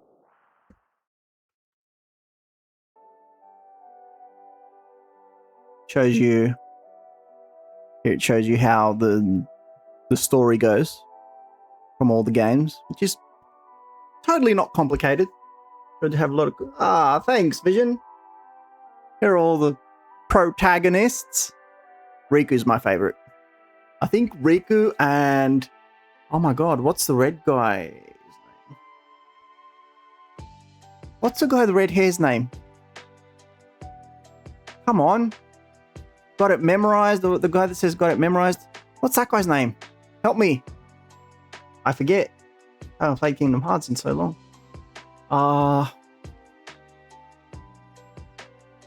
Pyra? No. Oh my god, I'm so stuck. Anyway, we'll probably see him in this book. Here's more.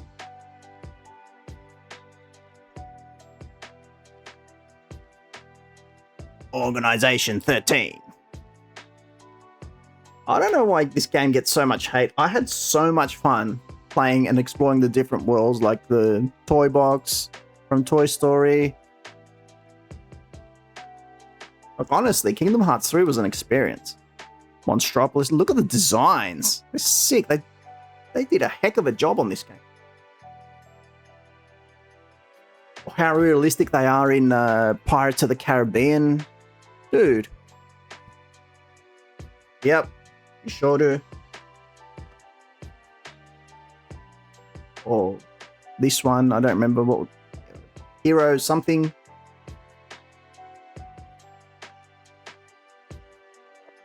Like, look at these designs. These are all in-game designs. Like, you think you're watching a movie. Frozen. Especially Frozen. Look at that.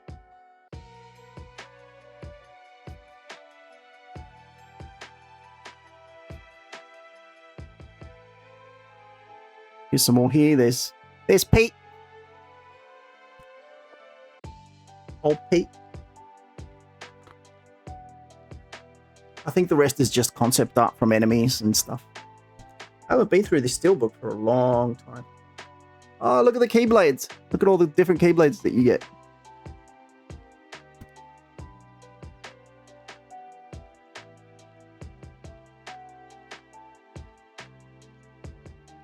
Cool, eh?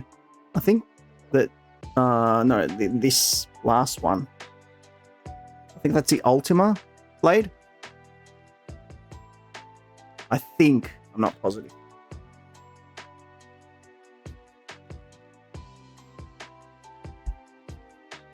And here's the weapons for Goofy and Donald.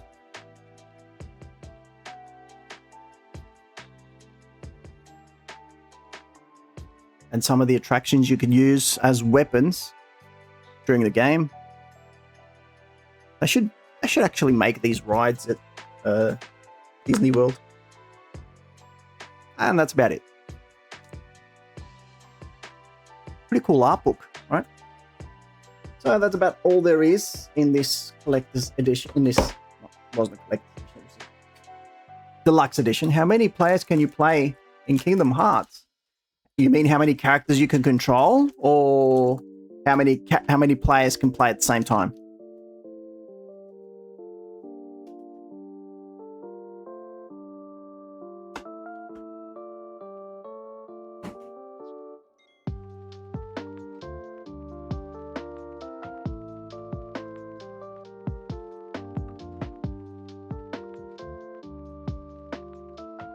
How many characters you can play?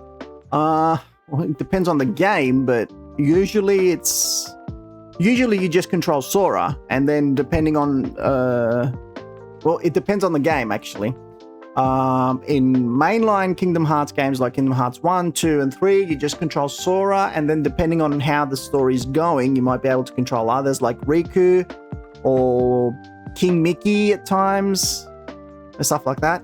And inside games, like, for example, Dream Drop Distance.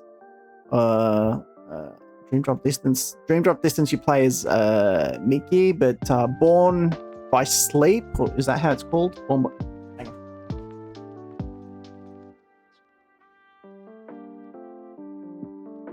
Birth by Sleep. In Birth by Sleep, you don't play as Sora at all. You play as 3 other characters. But most of the time, you just play as Sora. He's the main character. The story's revolved around him.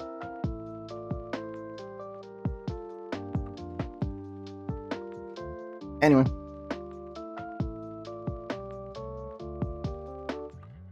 Some other games. Dragon Ball Sparking Zero. This was fun. Yeah, the Kingdom Hearts franchise is very interesting, but it's kind of hard to keep track of Like one game goes here, the other game, it's like a puzzle. Like you don't know where all the games fit in historically. It's hard to keep track of the timeline in Kingdom Hearts. But eventually you get the hang of it, and in Kingdom Hearts 3 everything is explained and all the pieces come together, and the finale is really everything is explained at the end. Anyway, yeah, more Dragon Ball anime stuff.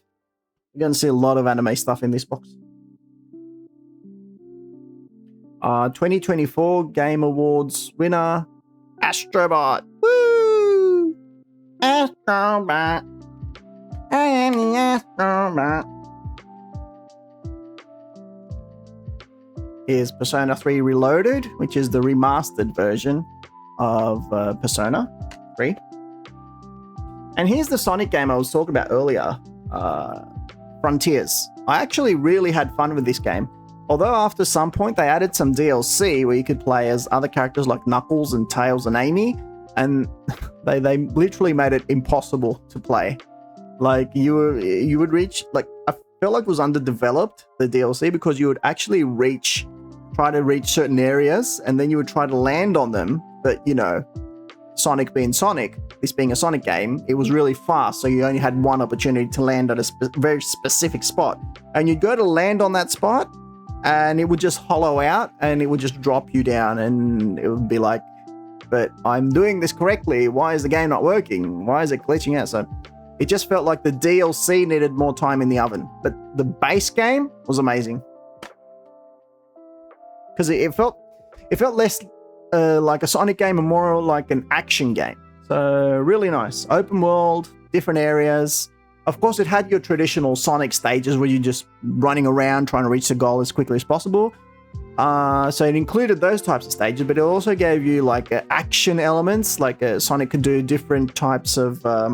they gave Sonic abilities that he could use against the enemies and opponents, and there were these huge bosses that you had to take down. So yeah. And I remember during the battles, there was rock or heavy metal music playing in the background, and it gave it this different dimension. So yeah, pretty cool.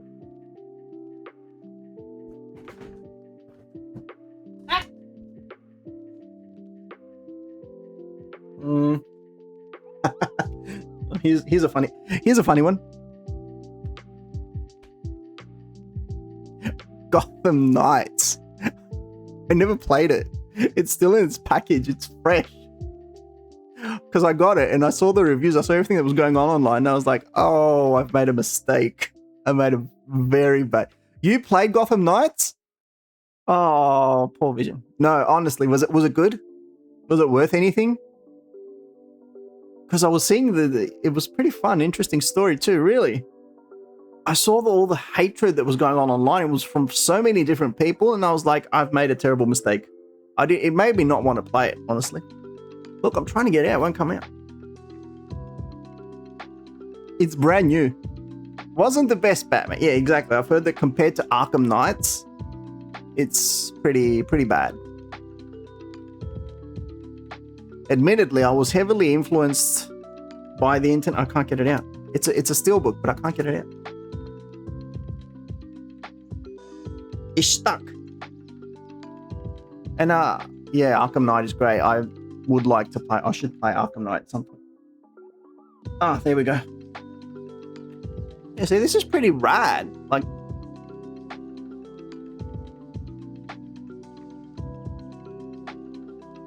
on the back as well. Oh, it's been bumped. Oh well. I need to do a better job at maintaining. Oh, that's why it wasn't coming out, because it got bumped. Oh well. I don't regret my decision. I stand by it. Because, like, if it was just one media outlet that was like, oh, this is a bad game, you shouldn't play it, I would have been all right with it.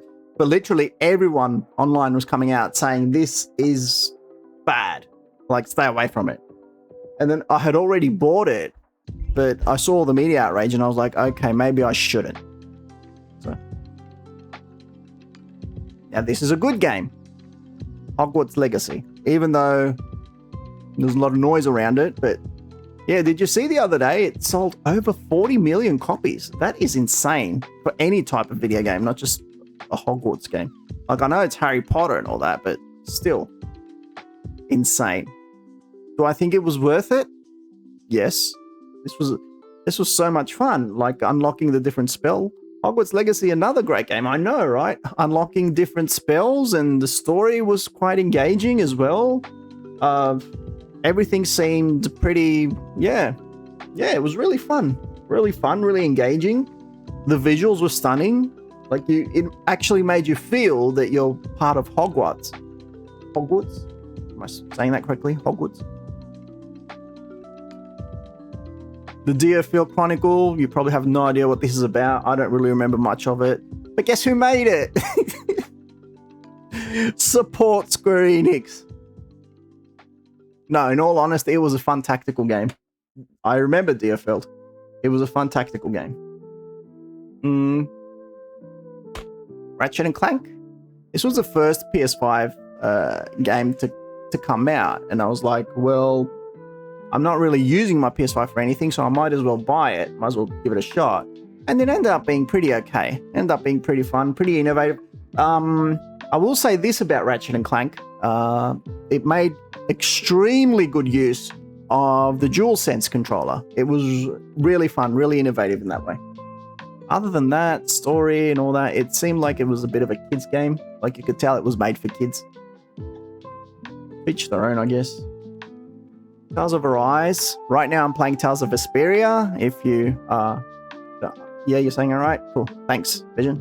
So right now I'm playing Tales of Vesperia, and this is what got me into it. Tales of Arise. Really fun game. Really interesting story. The characters were neat. The world was cool. So this is the one that got me into the whole Tales of franchise. I'm actually looking forward to playing the Tales of Berseria remaster next year. So yeah, pretty cool. Spoke about this. I've already shown these. What am I doing? Oh, anyway.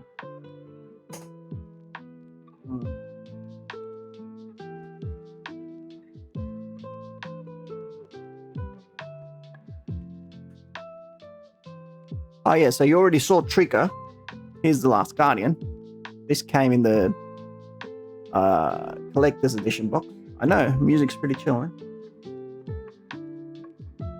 So, as you can see here, the top right, a young boy encounters a mysterious feathered creature. Their fates are intertwined. So you can see Trico there. That's his name, Trico. There wasn't a lot of dialogue in this game. There wasn't a lot of talking. I'm literally drowning in a sea of video games right now. We move on.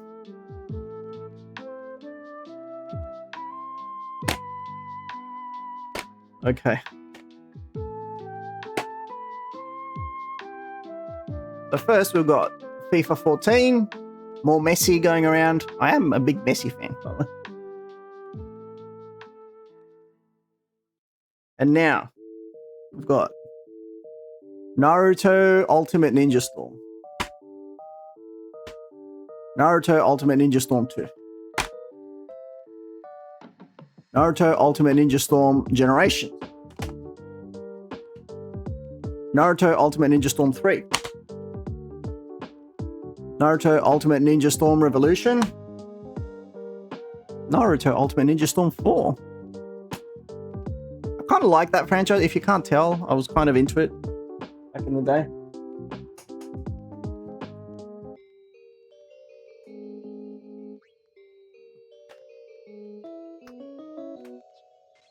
And finally, I actually got the collector's edition. The collector's edition for the Naruto Ultimate Ninja Storm 4, which included this awesome steelbook. Got Naruto on the front and Sasuke on the back. If you know who they are, if you don't, it doesn't matter. But the steelbook was pretty cool. What else do we got? Dragon Ball Raging Blast for PS3. Dragon Ball Raging Blast 2. Steelbooks look cool. Yeah, they do. Like I mentioned earlier, a lot of anime stuff and South Park The Stick of Truth. These are all mingled. Like I've got PS3 games, PS4 games, PS5. Okay, I got to get these down because now, like, I think I'm done with the games, but I have some like big collections to show, like collector's editions and stuff like that. So I got to make some room for myself. Just a sec. I'll be right back. All right, come on. Ah! Oh my god.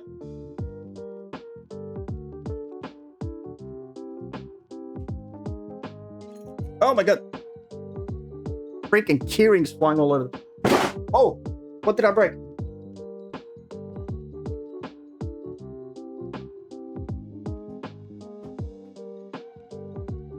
Oh, I dropped my manga.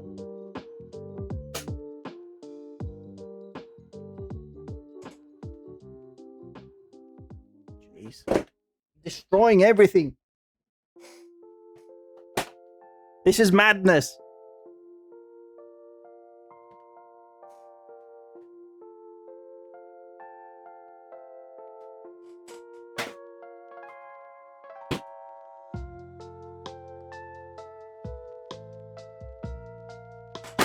Oh, such chaos.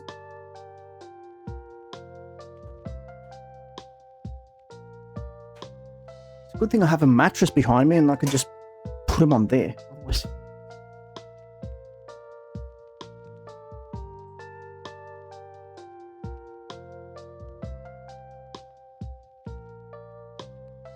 Okay, now we've got a bit more room to breathe. Now, oh boy, here's one. This one's pretty old. It's pretty dated, but it's the collector's edition of A Realm Reborn Final Fantasy XIV. It's got quite a few stuff in there, but it's a little bit torn. Had this sent over from London back when Square Enix was still actually sending collector's editions to lots of places around the world. Let's see what's in it. Let's see, this is the Yoshitaka Amano artwork. It's amazing.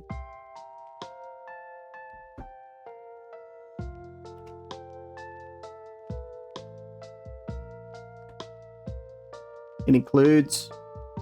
Oh, sorry, I wanted to put this on. Yeah, now we've got snow on stream. Anyway, it has a soundtrack. Oh, look, so good and sick. Yeah, it does. Got a little soundtrack here. It's only like... Back then, they used to put soundtracks on discs. Got this in 2013, 14, I think. It's got like 5 tracks on it.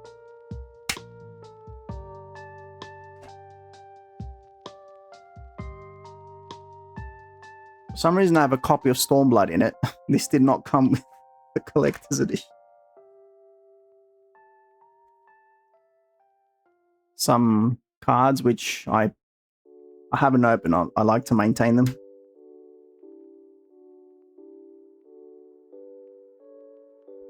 Now, what's this?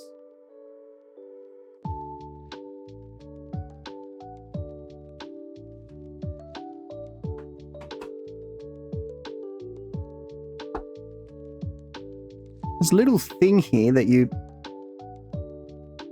Seems pretty neat. You're supposed to tap on it. And it gives you a one-time code. I don't know what this is. I don't know what this is supposed to do. But it's pretty cool.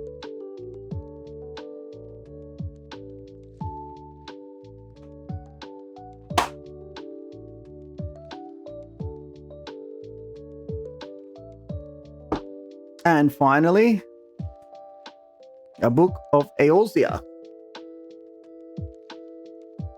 Okay, this is pretty big. A Realm Reimagined.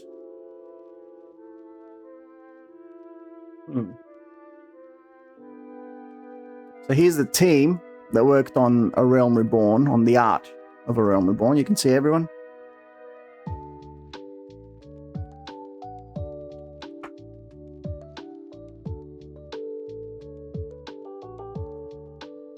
You can see the different tribes of Final Fantasy XIV.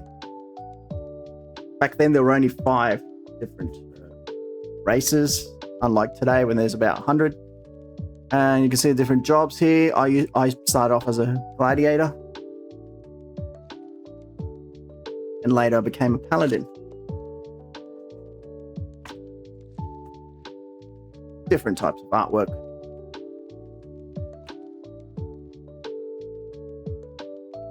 Culinarian. I don't know. I could ever get into the logic of playing a game just to cook in-game. Make me too hungry. This is pretty cool. Pretty sick.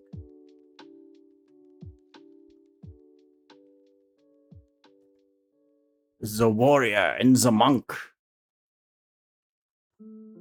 Ah, here I am. I was a paladin. The dragoon looks sick as well. Reminds me of Kain from Final Fantasy 14. Final Fantasy 4. The bard. The white mage.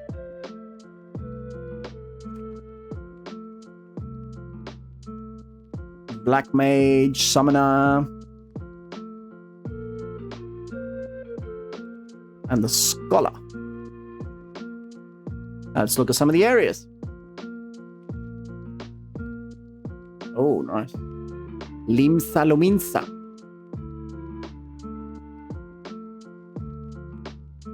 Ul'dah. I remember starting off in Ul'dah. That's where I don't know, it looked the best place to start the game off, so.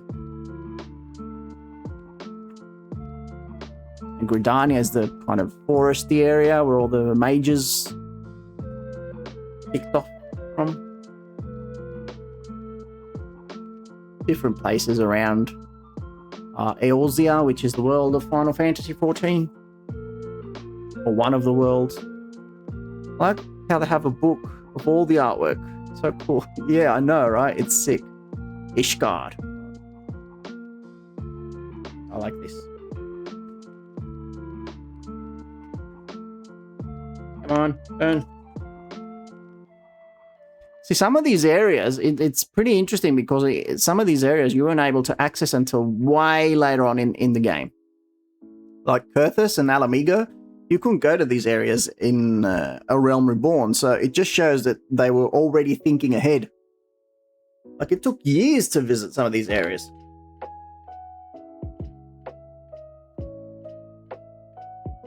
The Crystal Tower, you couldn't even go near the Crystal Tower until way later on.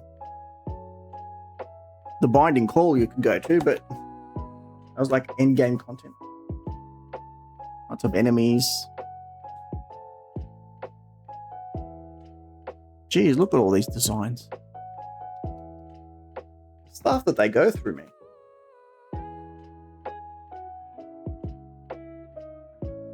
The Beast Tribes.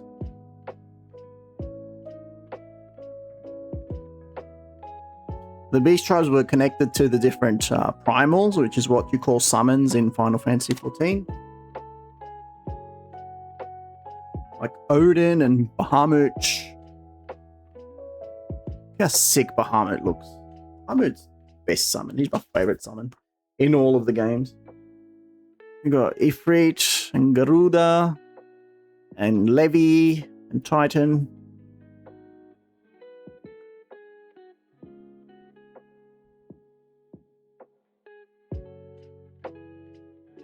And Ramu and Shiva, and then you got the Imperial Garlean army. I haven't been through this art book for literal decades, right? Look at the locations, dude. Sick. It was literally my first MMO. I had no idea how to play, and I just kept getting kicked out of all the parties. Gaius van Balsar. I think he was the final boss in, along with the Ultima weapon in Final Fantasy XIV in A Realm Reborn. Hey, Classy, how's it going? How was stream? There's the Ultima weapon. Welcome in, Classy, Chaotic, how you going? I'm just showing some random artwork from Final Fantasy XIV. Nah, no worries. More random stuff, more chocobos, more Moogles.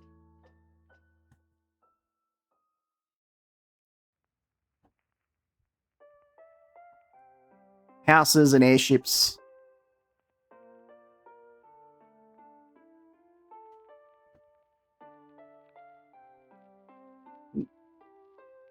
Whoop. Random artwork. Yeah, you missed out. I've emptied out like 3 boxes of old stuff. It's been chaos. Sing mode. Okay. Chaotic coming in with the okay. We'll finish up with this book, and then we'll do the sing mode. Vision, Chaotic beat you to it. Oh, okay, there's a message here. The images found here in this book. Hang on, I'll read this. The images found here in this book are a compilation of the most detailed, the most daring, and the most delightful creations conceived by our ever-diligent art team. Everything you find in the game is a realization of their talent, right down to even the most minor textures, lighting, fog, and ambient effects. Much time and effort has been dedicated to the creation of this world called Hydaelyn, and we hope that this collection may serve as a window into one of the most exciting facets of game design. Naoki Yoshida. Okay. I'll wait for everyone to come back from Adjo.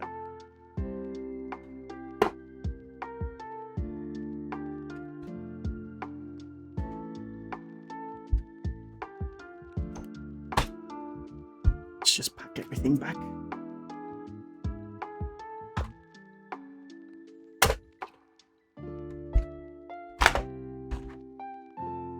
Get back in the box.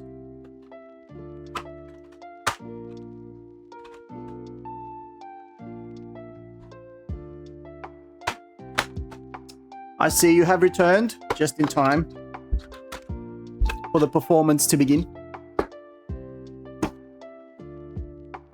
Gotta find a song.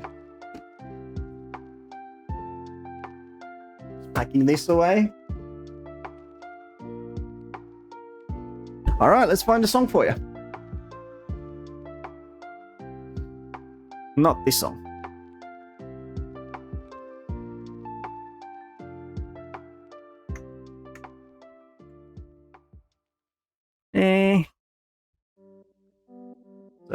Searching.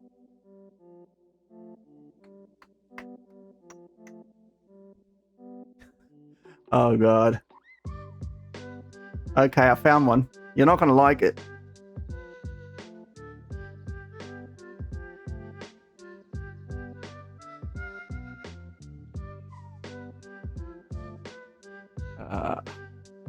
Okay, just a second. I've got to find it. Where is it?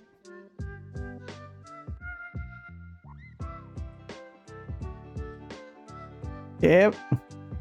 I will do it. Just got to find it.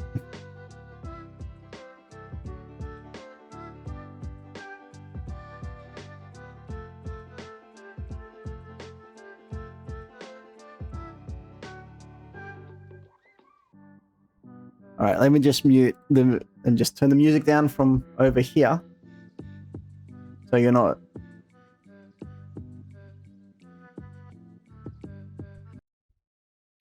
Okay, let's go.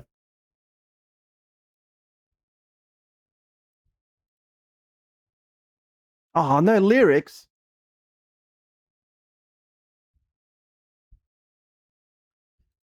All right, just a sec. I've got to find the lyrics.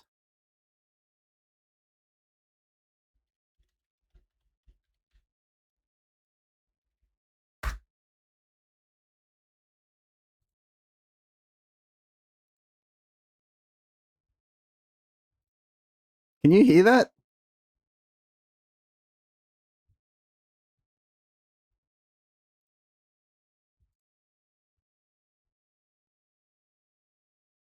All right, let's go. Last Christmas, I gave you my heart, but the very next day, you gave it away. This year, to save me from tears, I'll give it to someone special. Last Christmas, I gave you my heart, but the very next day, you gave it away. This year, to save me from tears, I'll give it to someone special. Do do do do do do do. Do do do do do. Do do do do do. It's been a nice night. I gave you a distance and I just failed to get my eye. Tell me, baby, do you recognize me? You're stealing. It doesn't surprise me. Christmas, I don't know the lyrics. Tell you I meant it. Now I know what a fool I've been. But if you kiss me now, I know you'll fool me again. Last Christmas, I gave you my heart, but the very next day, you gave it away. This year, to save me from tears, I'll give it to someone special. Last Christmas, I gave you my heart, but the very next day, you gave it away. This year, to save me from tears, I'll give it to someone special. Oh. Ba-da-da-da-da-da-da. Ba-da-da-da-da. Ba-da-da-da-da.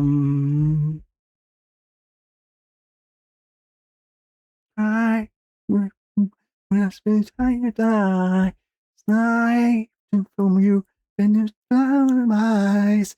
Forget you wish you were someone to rely on. Me, I guess I was a shoulder to cry on. Chase of a lover with a fire in his heart. A man undercover, but you tore me apart. Ooh, now I found a real love, you'll never fool me again. Last Christmas, I gave you my heart, but the very next day, you gave it away. This year, to save me from tears, I'll give it to someone special. Last Christmas, I gave you my heart, but the very next day, you gave it away. This year, to save me from tears, I'll give it to someone special. Legs of a lover with a fire in his heart. A man undercover, but she tore me apart. Christmas. To someone, I'll give it to someone special. Looking at Monster's comments. Someone special. You're a better man than me. I refuse to act sing mode. Well, to each their own, Classy. That's what I'll say. Merry Christmas and thank you. Okay, back to the lo-fi.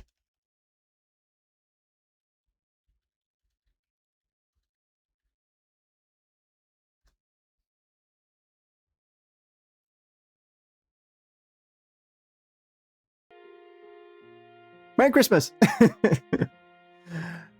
Have you been doing Sing Mode Chaotic? Have you been keeping up?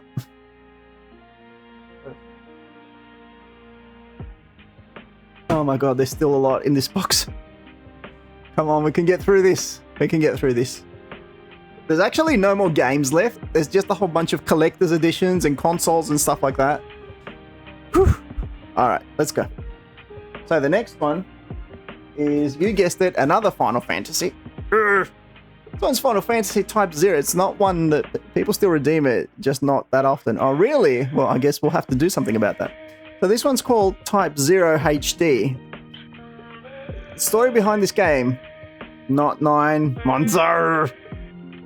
Story behind this game, it was initially called Agito, and it was only released in Japan until people kept bitching and moaning about it here in the West. So Square Enix was like, you know what, fine. They released it on the PSP in Japan, and people were like, we want to play it too. So they were like, fine, we'll give it to you on PS4.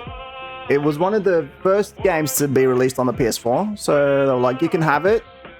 And yeah, they gave it to us, and then people were like, oh, this game is terrible. Anyway, so yeah, I got the collector's edition for it because I was so hyped I couldn't control myself. So let's see what's in this bad boy. The artwork, once again, killer. I'm kind of low on points, but when I get enough, I'll be redeeming Sing Mode in Chaotic Stream. Well, you're gonna have to fight me for it. What is this song? I'm sorry, I hate it. I don't like it. I'm changing song.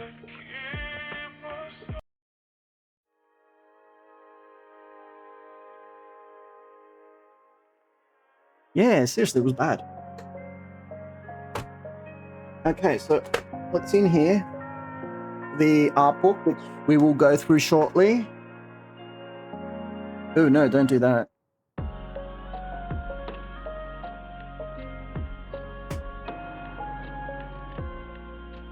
There's a deck of cards here. That dude had a terrible voice. Got to build them points up. So, here's the thing. The main character of Final Fantasy Type 0, his name was Ace, and he uses cards. So, they gave you Ace's cards, and each card has a summon on it.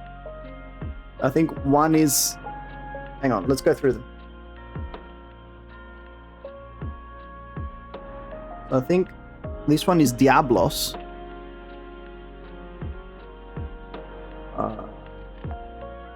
This one's Bahamut, if I'm not mistaken. Oh, there's 5.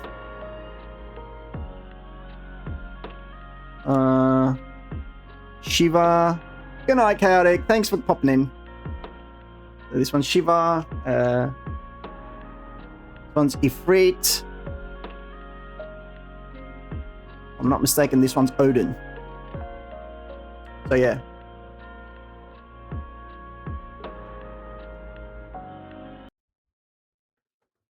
Also included in here is a manga for Final Fantasy Type 0, which I thought was pretty unique. Like, they don't really do manga, and it's in English too. So if you don't know what Final Fantasy Type 0 is, yeah, you could just read this and be like, oh, cool, now I know what's going on with the story.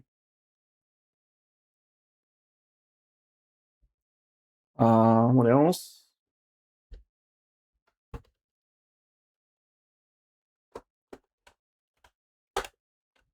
Okay, there's a steelbook in here. It's really cool, but I just got to get it out.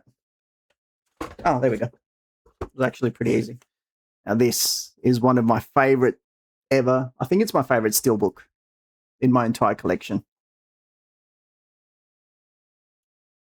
Like, look, it's gold, right? So sick. Let me show you the inside.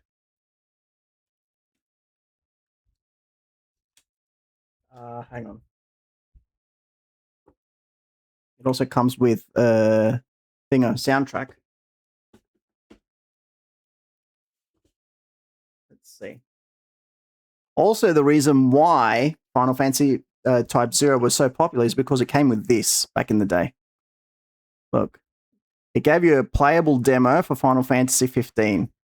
So all you had to do was enter this code, which even if you copy it, it's non-redeemable now.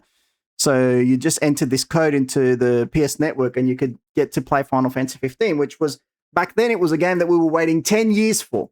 So that literally increased the value of Type Zero. That's a neat little strategy that they did. It was a cheeky little thing.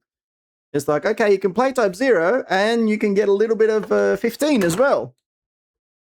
So here's some of that game you've been waiting for over 10 years.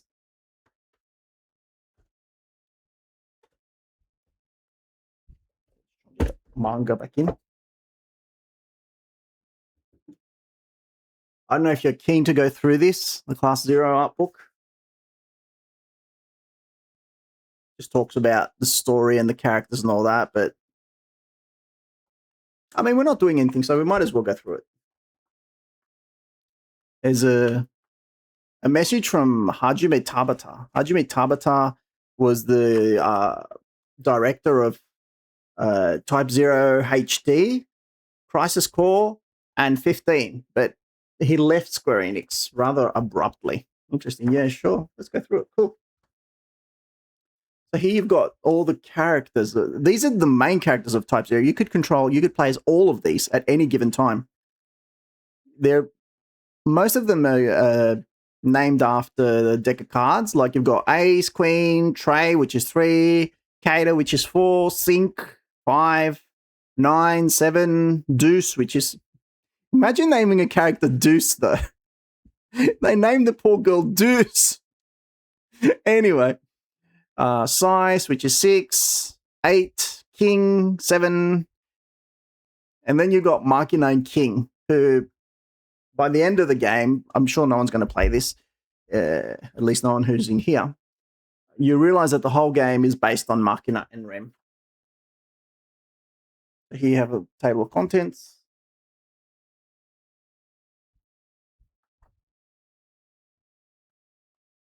Oh, and here it gives you a bit more information about each of the characters. See, we've got Deuce over here. They stuck a Deuce on the page. Oh my god. That poor character. What's your name? Deuce. She wouldn't get ripped on at school. Anyway, here we've got other characters. Trey, Kata. The cool thing was that each character was unique. They had their own unique weapons and their own style of play. Like, for example, Trey, which was one of my favorite characters, used the bow and arrow, so he would only attack from afar. He was useless if you got up close. But Sice or Sync, they would use like a rapier or... Hi, I'm Deuce. What's your name? Yeah. Like, for example, this guy, 8, would only use his fist, so he was useless from far away, but if you got him up close to the enemy, he'd just knock their lights out. Or Jack, he had a katana, a sword. He was really good too. But again, each character had their own style. And Queen also had a sword. Machina had dual swords. Rem had daggers, so she was kind of like Zidane from Final Fantasy IX. King had guns, so again, he was not that good up close, but from far away, really good.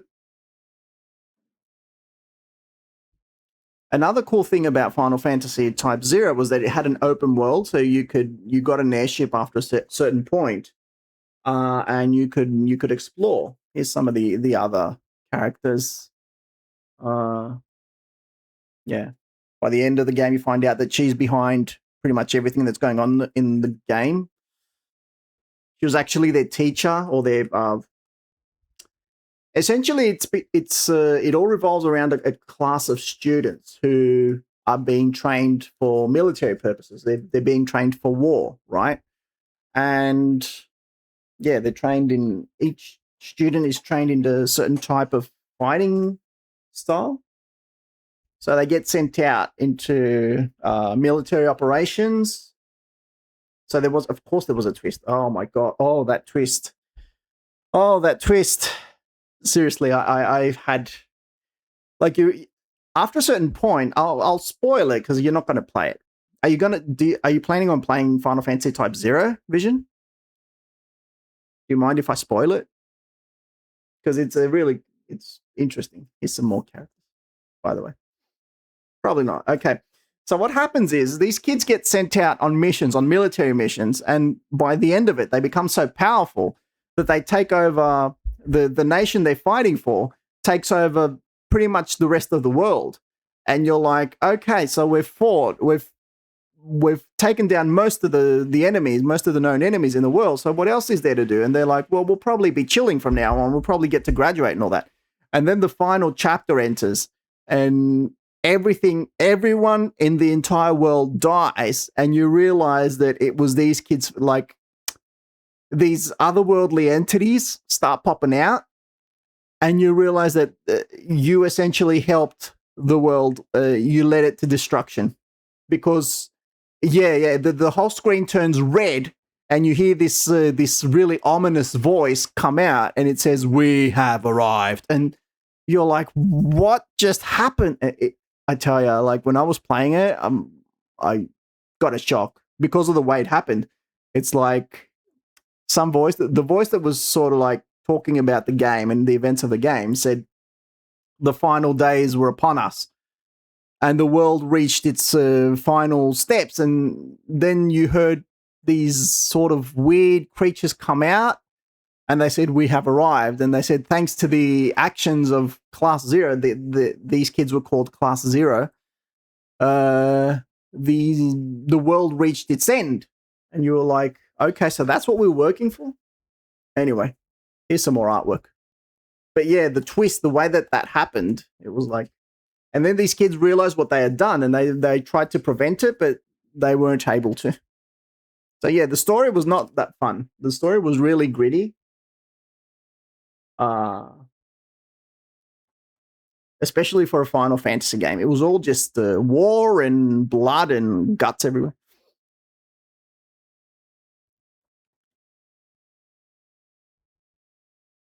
Oh,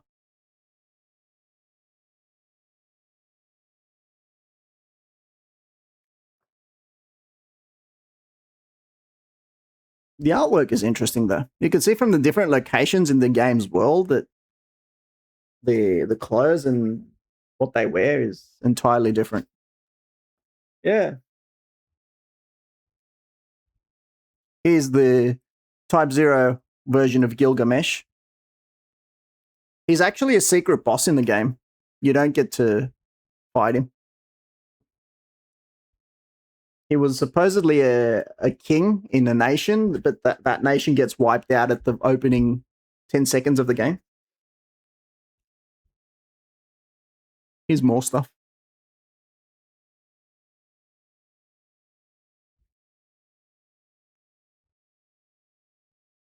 This is the final boss of the game.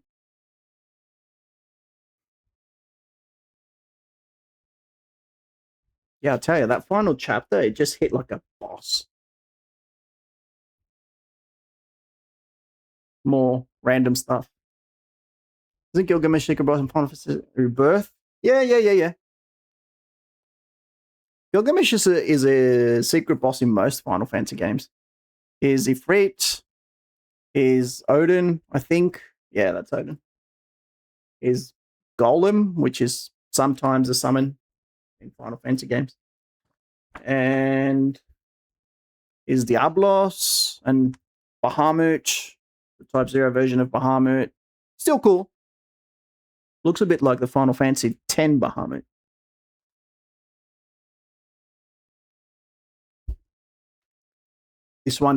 This summon is heavily, not heavily. It's actually a copy paste version of the Final Fantasy VIII Diablos.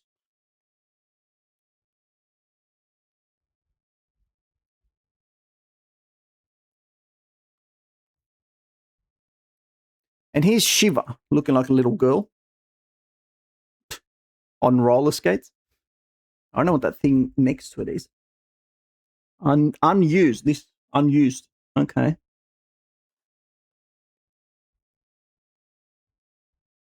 Looks like a goddess under a hand. Anyway. Oh, and here's Alexander. There's a cutscene in the game where like a whole bunch of people work together to summon Alexander. He comes out, he just nukes an entire nation, and then he goes away. So you don't get to use Alexander. You just see him a little bit.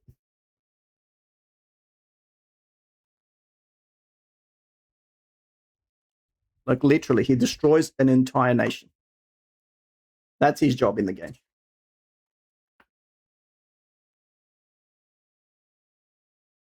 This thing here is called a Mushushu. It's a Mushushu. I don't know, some other robot / animal stuff. Dying Sleep. I don't remember. It's been a really long time since I played this game. So. Oh, imagine spotting this thing in a dark alley.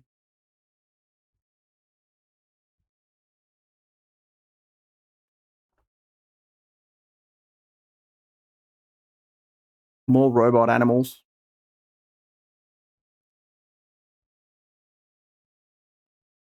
Oh, cool artwork from the game.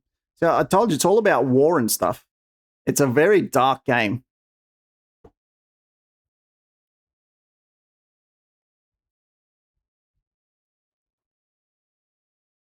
Oh, dang. Look at this one.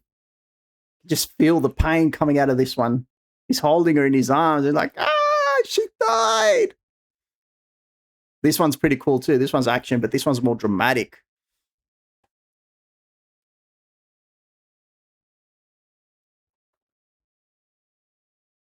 That summon I haven't seen in a bit. I've only seen him in Remake and Rebirth, and that's it. I imagine that summon is another Final Fantasy. Yeah, that Alexander is heavily like some. You might not see him in all Final Fantasy games, but he's in Final Fantasy 9 a lot, like heavily involved in Final Fantasy 9. What other games? 8. He's not in 10. It just depends. It depends on which game you play. More cool artwork. Here's Class 0. Here's Ramen Machina. This is a neat art book.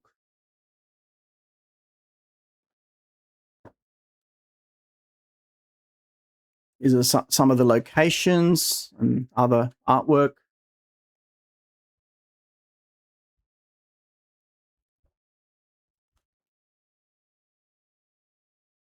Okay, this is definitely worth showing. I don't know what it is, but it looks cool AF.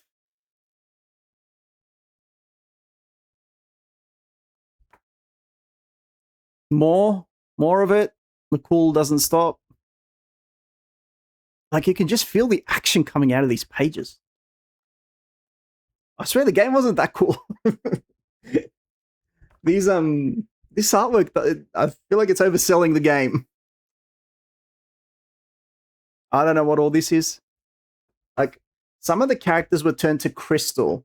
It was kind of like Final Fantasy. It shared the same universe as Final Fantasy 13. So some characters were on a special mission, and when they finished that mission, they would turn to crystal. So being turned to crystal is sort of like dying. Neat. This was from the final scene. This is from the game's ending. I won't say what happened at the game's ending, but it cut like a dagger. Cut like a knife. More amazing artwork.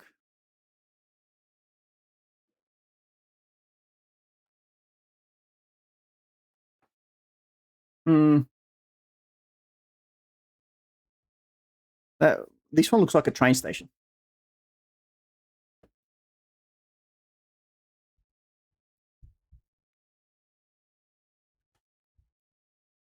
These are supposed to be locations in the game. I don't remember seeing them. Maybe they're just concept art. I don't know. Come on. Oh, there's like 100 pages to this. More stuff, more war, more chaos, more locations.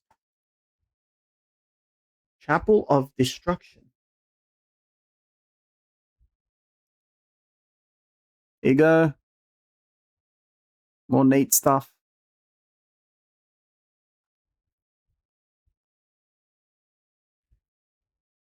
Hey, Shavwell, how's it going? Welcome in. These are the flags of the 4 nations, because like there were supposedly 4 nations that were at war in the game. So the red one, top left or right for you is Rubrum. The this one is Milites, with a white tiger. How's your day going, Shovewell? Hope you're doing well. This one is Lorica with the black turtle, and this one is Concordia with a blue or azure tiger. So yeah, those four nations were fighting between each other.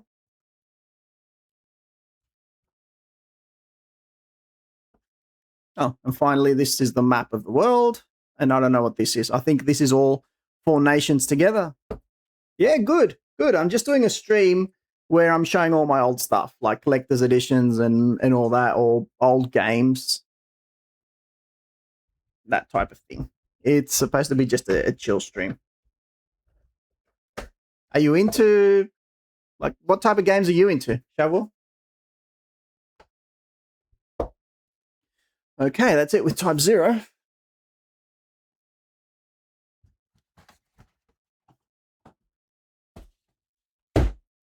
Nice.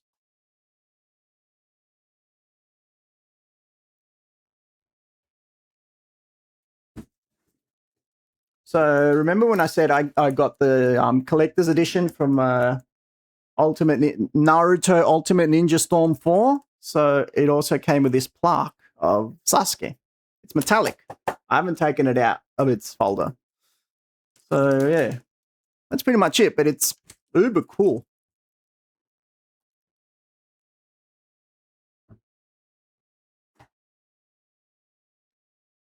Also with Naruto, the collector's edition of Naruto Storm 4 came this art book. Would you like to go through another art book?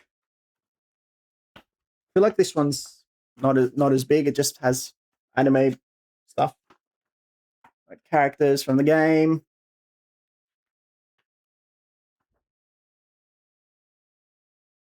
More characters. That's random.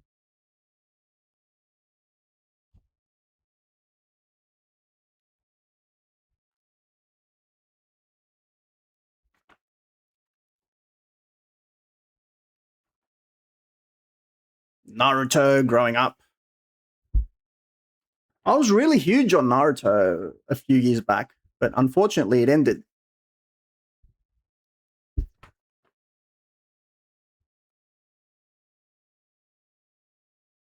Like, I really enjoyed watching it. I really enjoyed the plot twists and all that.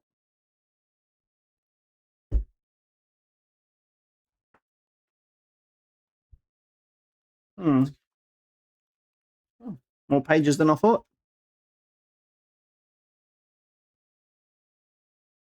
I don't like this song either.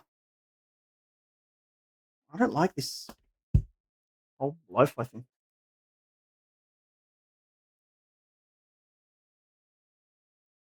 Let's see if this is better. That seems better.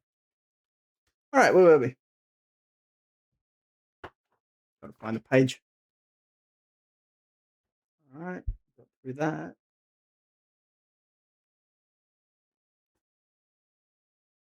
Some Sasuke stuff. Time for bed for you. Really had a fun time watching. Thank you, Vision. Thank you for staying for so long, and I really hope you had a good time. And yeah, I'll see you next time. I'm sure you'll be around. So yeah, have a good night. Talk later. Bye. Yeah, here's more Sasuke stuff.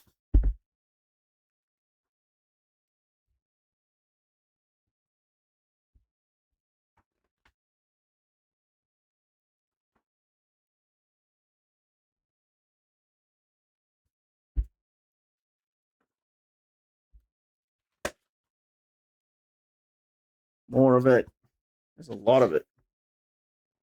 They really go all out when they make these art books, don't they? Wow.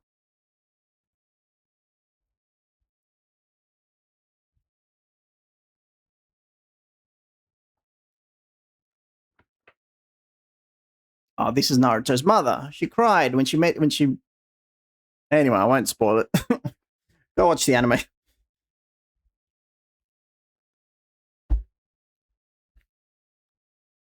This is Naruto with his friends. These are all his friends, all his classmates.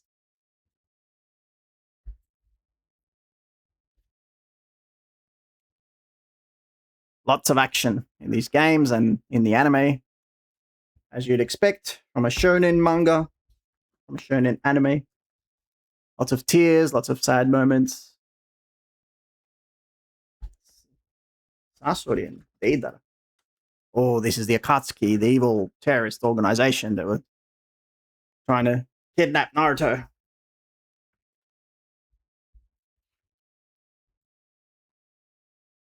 This was the artwork for Stormfall. This guy, Madara, I think he was one of the greatest villains of all time. He was so OP. Naruto and Sasuke, Frog and Toad. Toad and Frog. I don't have patience to watch over 1,000 episodes. It's not over 1,000 episodes. It's like 500 episodes. And if you sort out the filler, you're confusing it with One Piece. One Piece is over 1,000 episodes. If you take out the filler from Naruto and Naruto Shippuden, it's must be like, what, 200 episodes? It's not that bad. Don't watch it.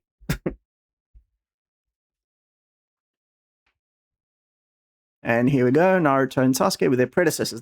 This is a nice image. And we're done. That's all, folks. What else do we have here? I just have an old Japanese that I found somewhere, but because it was about Final Fantasy 15, I bought it. I'm not going through it. Here we have a magazine that I bought from well-known bookstore Kadokawa. No, sorry. I got it from Kinokuniya. Talks about the world of Final Fantasy 15. Pretty neat. I'm not going to show you the whole thing. It's over 123 pages. I don't think you want to see that. Oh, that is pretty awesome. It's one of those game encyclopedias that talks about the in-game universe and all that. The funny thing is, it's all in Japanese. I don't understand it. But I bought this while I was in Abu Dhabi, and I saw it there. We were just visiting a random bookstore, and I saw it there, and I was like, I have to have this. So, no choice. Like, look, the visuals are bang. So I bought it, even though I'm not able to understand it. Pretty good.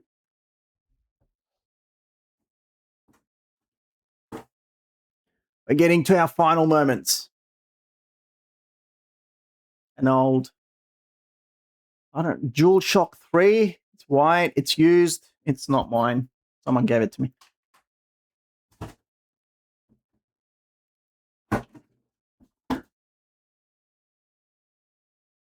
A red DualShock 4. This is mine.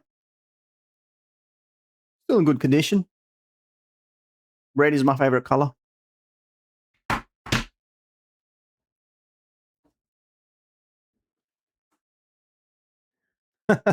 I got this from the movies when I went to see Dragon Ball. Well, this movie. It's the latest Dragon Ball movie. It's Piccolo.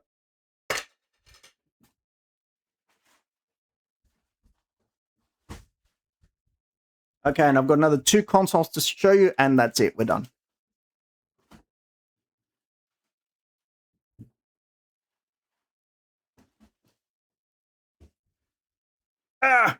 Here's my trusty PS3. We've been through some adventures, this thing and I. Going through the Final Fantasy 13 trilogy.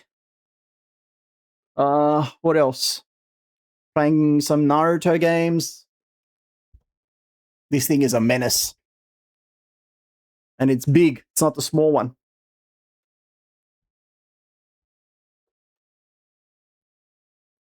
Have you seen something like this before?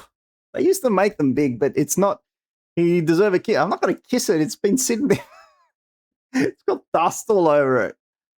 But yeah, this is a PS3. I don't know where to put it. Definitely.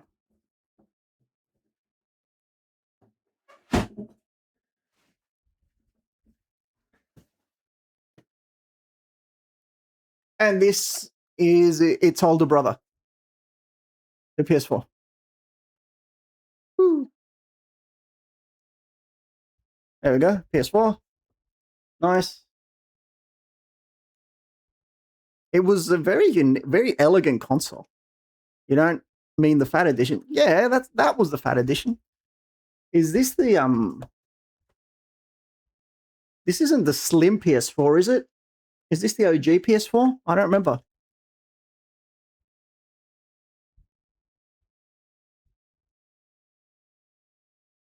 I think this is the OG PS4.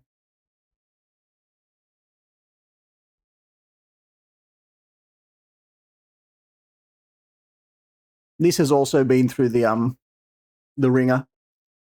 But it still works. They all still work. All my consoles work. I've maintained them as well as possible, as well as I could, you know. And it doesn't stand, does it?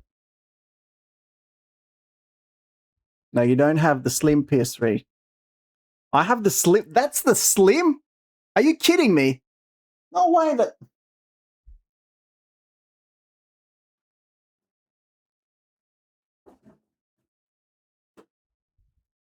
Tell me that this big Palooka is the slim? This is a slim PS3. So what does the OG look like? No, this has to be the OG. This has to be the OG. I'll look it up. Morph? Wow. All right, hang on. Hang on, I'll look it up.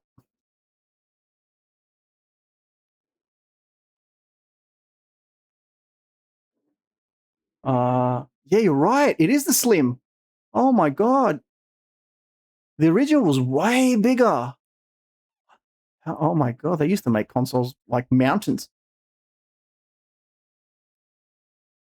Wow. By the way, you can buy one for $100. That's disgusting. They sell this thing for $100. That makes me sad. It makes me sad that you can buy one of these for just $100. Someone on eBay selling their PlayStation 3, their original PlayStation 3, which was backwards compatible. They're selling it for $2,000. 2,000 Australian dollars. Get out of here. Anyway. Well, that's my PS3, and that's my PS4. And those are the last two things I'm going to show for today. Ugh. All right. So, what do you think? What did you think of my gaming collection? Was it horrible? Was it lame? Was it good? I don't care. It is what it is. Ugh. Oh boy. Well, we almost spent 3 hours going through all that. Ugh. No more. How much more do you want? I spent 3 hours showing you stuff. Oh, hang on. I can bring out the Final Fantasy stuff and show you that if you want. Give me a sec. I'll be right back. PS1. I don't have any PS1 games. The only PS1 games I have is Final Fantasy 7 and Final Fantasy 9. Give me a sec. I'll be right back.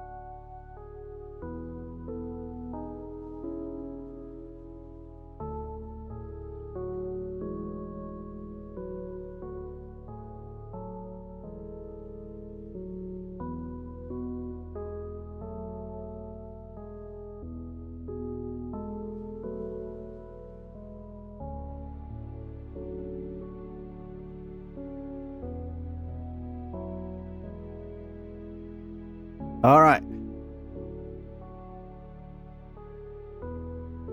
We're back. And I have the final morsels of my gaming collection.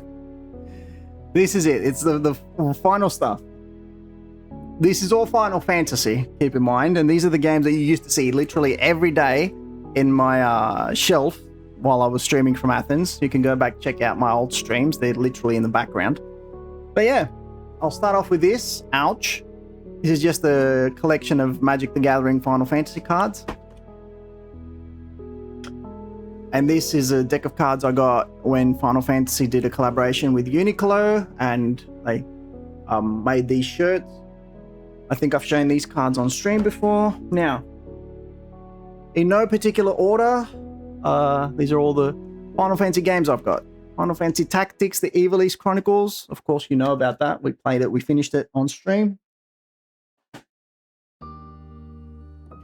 Crisis Core, Final Fantasy VII Reunion. It broke while I was coming back from Athens, unfortunately, but still an awesome game. It's a remaster, a remake, I'll call it a remaster of the original Crisis Core, which I have right here. Crisis Core, Final Fantasy VII, which is a game for the PSP.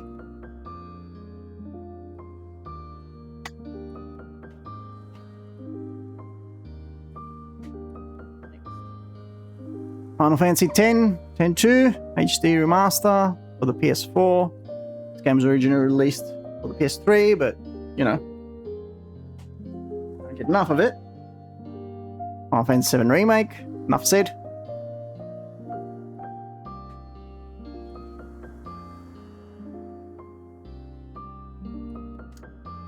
Just going to show this. I'm not going to say anything about it because I know Mons is watching.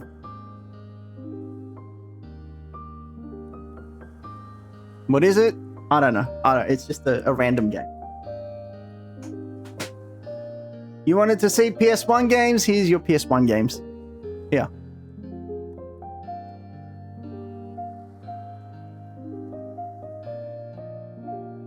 Final Fantasy VII.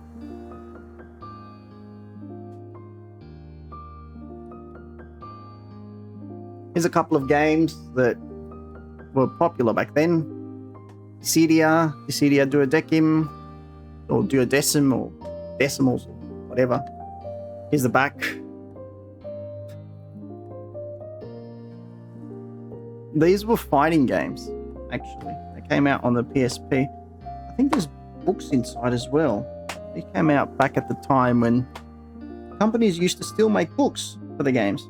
Yeah.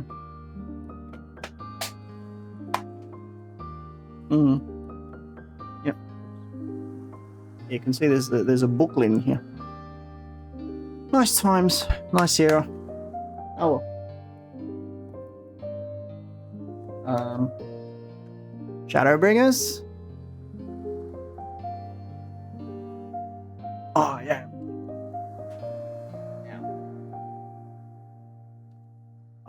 This is a treasured item in my collection. It's Lightning Returns Final Fantasy 13, but and I don't know if I've mentioned this story before. You can see it's signed, right? When when this game came out, I went to London. They were doing a presentation at a store in, where was it? Piccadilly, Oxford Street, somewhere there. And Yoshinori Kitase was there, and he signed it. You can see the date on it. It's 13th of February 2014.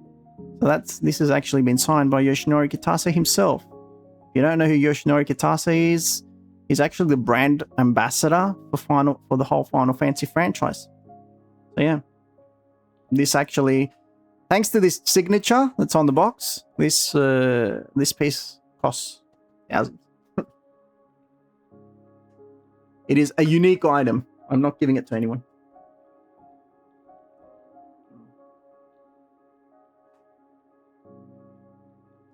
Oh, this broke as well.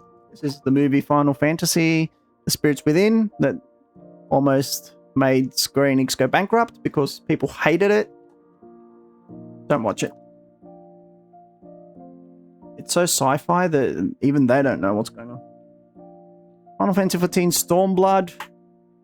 The story of Final Fantasy XIV continues.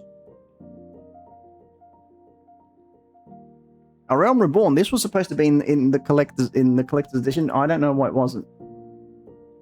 I just have it hanging out randomly.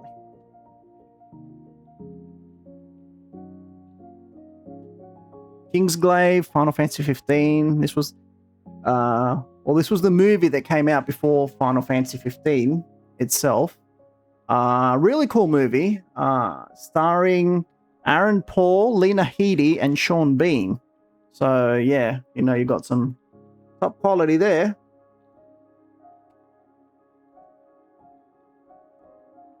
So I showed you the collector's edition of Final Fantasy Type 0 earlier. This was the limited edition. Because why buy it once when there's a disc missing? LOL.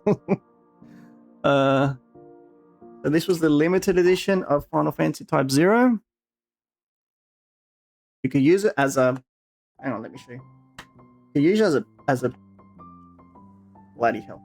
A picture frame.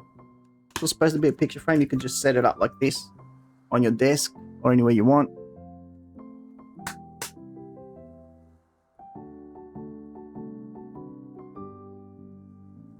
More World of Final Fantasy. It was a cartoonish type of game where you can see the artwork here. It's pretty toony.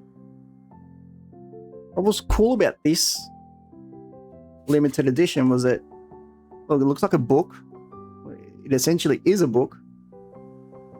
But when you open the book up, the CD's in there.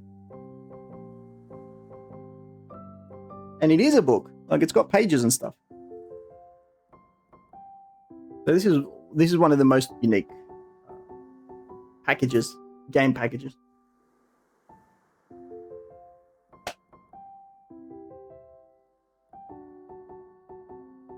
Final Fantasy 12, the Zodiac Age, which was a remaster of the original Final Fantasy 12. I also have right here.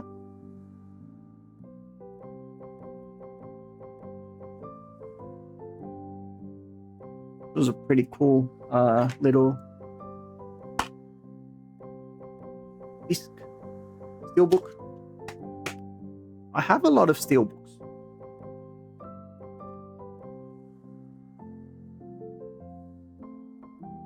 Final Fantasy VII Advent Children Complete. I actually had 2 of these, but I sent the other one to... I sent the other one to Cast. So, yeah. Great movie, but you should only watch it once you've played. Either finished the OG Final Fantasy VII or you wait until the remake project is done. Dirge of Cerberus, everyone hates this game. It's supposed to take place after, well, chronologically, it takes place after Final Fantasy VII and after Advent Children as well.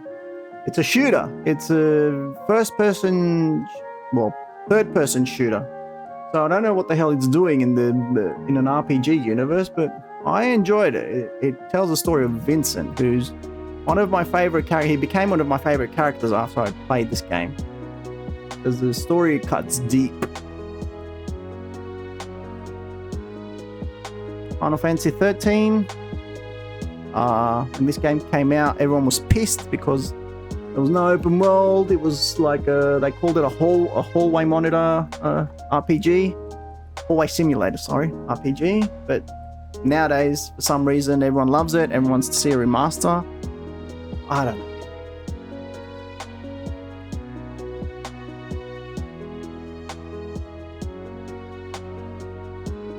And the sequel, Final Fantasy 13-2, I got the limited collector's edition, which contains a picture of Lightning. I don't know if Psycho's here. Here's the game, 13-2. Woo!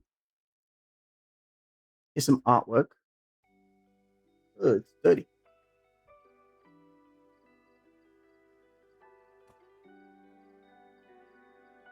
pretty neat stuff once again.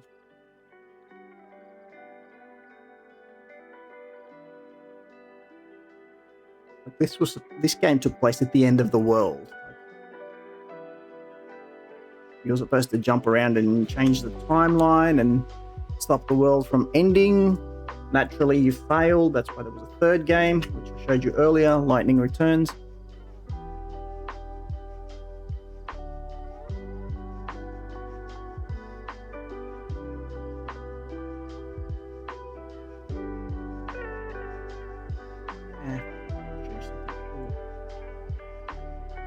Oh yeah, here's something cool. Can't work with this camera. There we go. I think this is top down. Top down stuff. Lightning. Back then, they really liked Lightning. Like, they wanted Lightning to become sort of like the face for Final Fantasy. They were really pushing her. Like, they even did a collaboration with Gucci and other big brands to promote Lightning. Unfortunately, it didn't work, but because like they kept saying that Lightning is the male Cloud. Lightning is the male version of Cloud. Sadly, it didn't work. Here we've got some promotional, some cards on the characters. So this guy, Noel Price, he's my favorite character from not just the trilogy, the 13 trilogy, but one of my favorites from the entire franchise. And he's actually the person who I named this channel Shadow Hunter of. He becomes the Shadow Hunter in part 3 of the trilogy, and I thought it was always cool. And that's what made me start using the nickname Shadow Hunter, the username Shadow Hunter, in different forums and stuff. And then I just adopted it. And since then, I've been Shadow Hunter. So this is the OG Shadow Hunter, Noel Price. Hyas is one of the Final Fantasy villains that actually got to win. They didn't stop him. He destroyed the world. Yeah. So pretty badass. Hope. Hope's next. Okay, Hope. Everyone said he was pretty whiny in the first Final Fantasy, in the first game of the trilogy. I didn't really see the appeal to him, but I didn't see anything wrong with him either. I didn't like him, I didn't hate him, put it that way. Snow. People didn't like Snow in Final Fantasy 13. I thought he was alright. There was nothing wrong with him. Plus, he was voiced by Troy Baker, so you can't go wrong there. Sarah, she's alright. And Lightning. Lightning. We're going to shove it down your throat. You're going to like Lightning. You have to like Lightning. This was Square Enix back in late 2000s. You're going to like this character. You're going to love this character. You're going to have her when you sleep. You know, when you wake up, she's going to be the first thing you see. Lightning. Urgh. So anyway, yeah. A lot of stuff in this little package. There's also a bit of, a small soundtrack. Like 5 or 6 songs.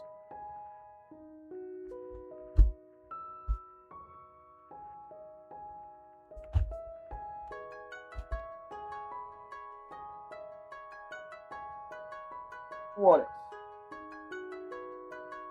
Final Fantasy X, the OG Final Fantasy X on the PlayStation 2. I like how it's in Greek and then it's in Portuguese. But yeah. Oh my god! Oh my god! I just found a treasure. I found another memory card. What the heck is going on? I kept this? Hidden treasure alert. Wow.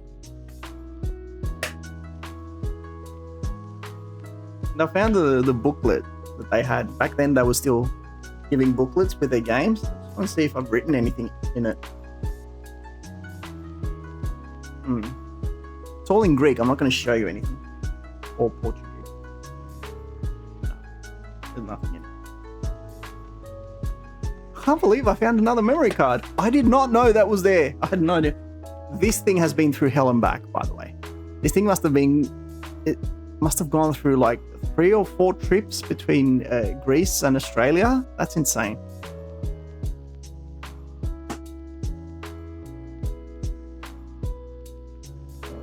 Is Heavensward, Final Fantasy 14.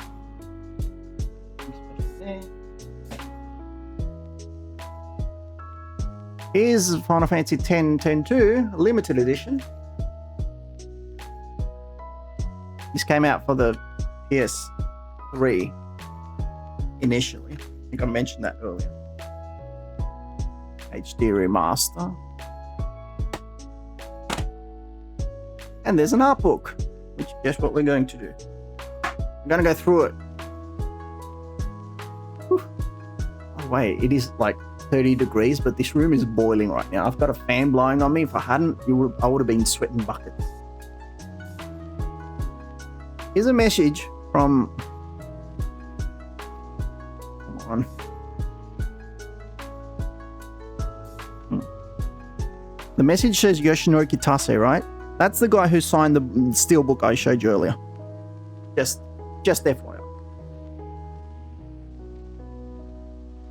Here's some artwork.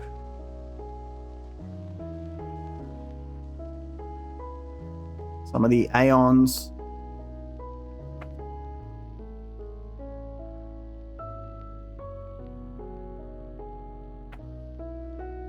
More.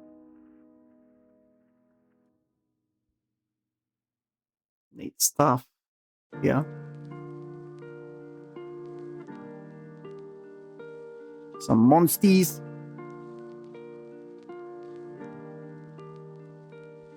Some of the faiths of the game. Oh, there's Seymour. Isn't he a lovely figure to bring back to our memory? Oh, I forgot to...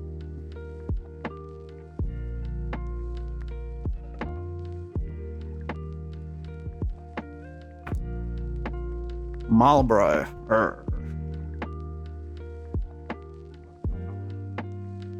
Some of the towns and the in-game locations. More monsters.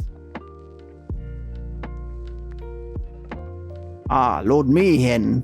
That's the name of him on the statue.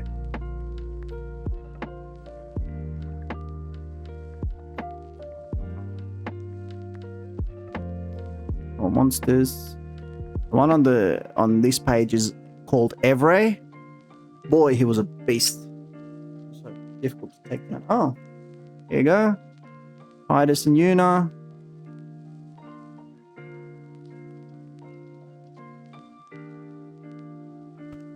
And there's some details about their design as well. More monsters.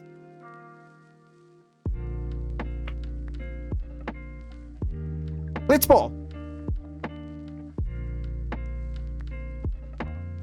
Apparently, according to this book, a blitzball is 30 centimeters.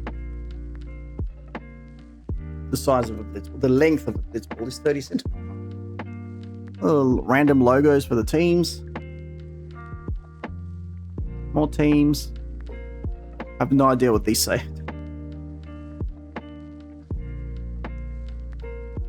Okay, now I think we're going into 10-2 now.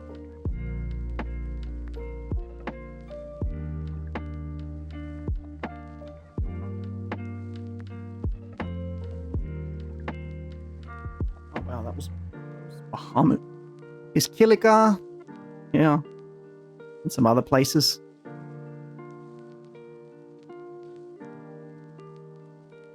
More dark areas.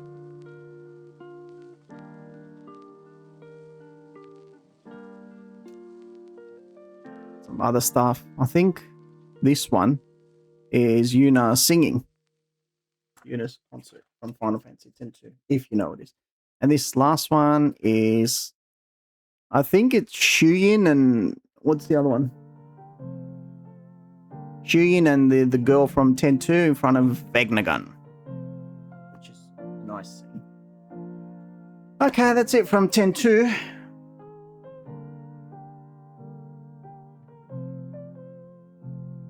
Putting that back in its box.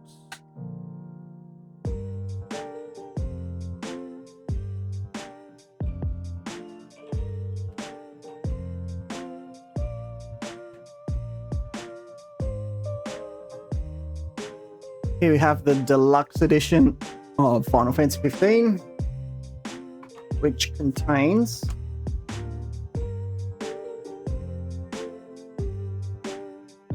the movie Kingsglaive and the game. It also came with several different stuff.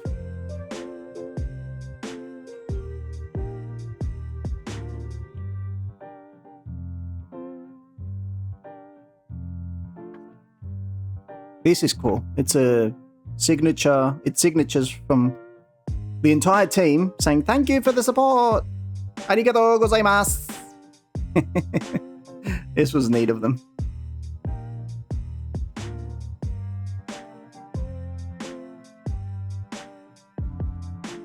They were saying thank you because it took them literally 10 years to make the game, but the support was still there. And if you don't know, this is one of the highest selling Final Fantasy games of all time.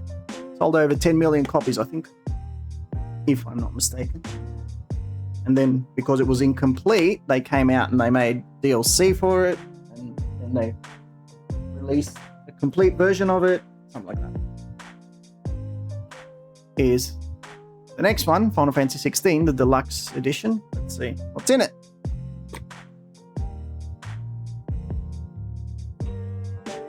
Oh, I think I already showed you. I think this map was in it, this cloth that I showed at the start of stream about 3 hours ago. If you weren't here for it, I'm sorry. The Steelbook with Clive. Arr.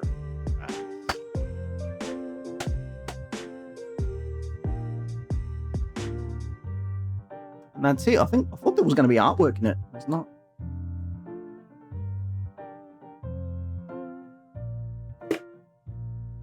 Okay, that's about it with that.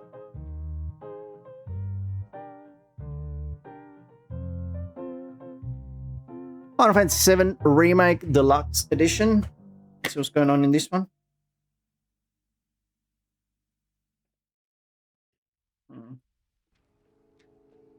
Well, the game, of course.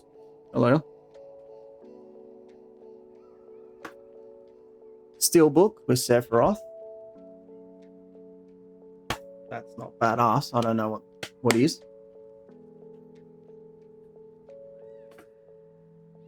Little soundtrack. Just about to drop. And art book, which guess what we're going to do? We're going to go right through it.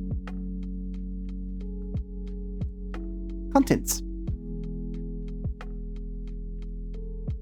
Bit of a forward from, you guessed it, Yoshinori Kitase.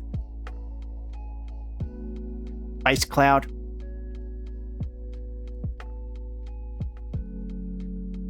Aerith. Tifa!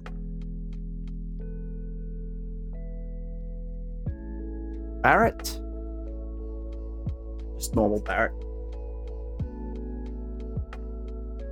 Some other characters like Avalanche and others. Sephiroth, of course. I hope you can hear me. I hope my audio is going funky or clunky. Shinra, guys. The Turks. Scarlet. And others from Shinra. And around Midgar. Chocobos! Chocobo! I haven't heard that sound. Let's see. Do I have it?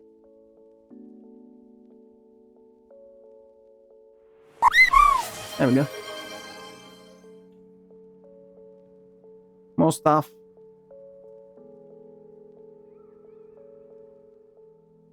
Bahamut, Leviathan, summons, Monsties. More Shinra tech.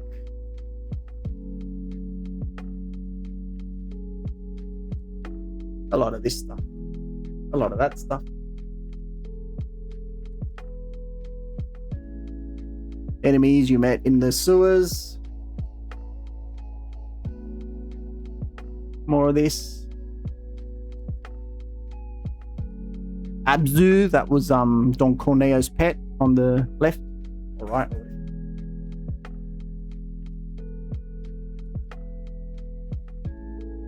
More monsters and boss fights and stuff like that. You know, conception artwork. Here's the train station where you start the game. Sector 1. Inside the reactor. Ah, the church. This is where you meet Aerith.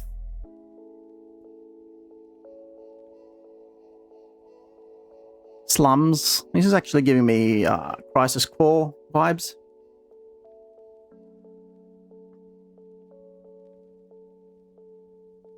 Sector 6. No, Sector 8. That was Sector 8, sorry.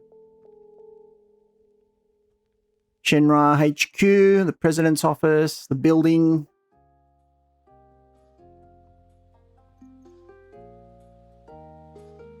More items, random stuff. Guns. Weapons for Cloud and Barrett.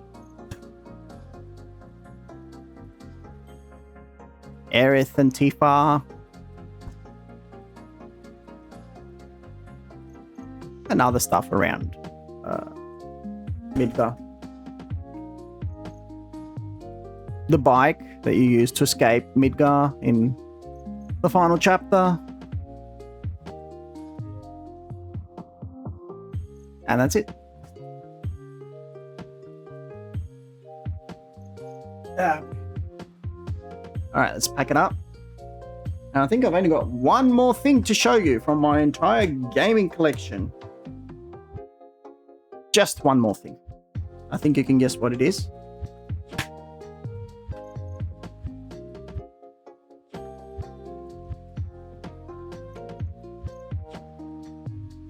What are we even listening to right now? Anyway. Alright. So if we did Final Fantasy Remake Deluxe Edition, now we've got Final Fantasy VII Rebirth Deluxe Edition.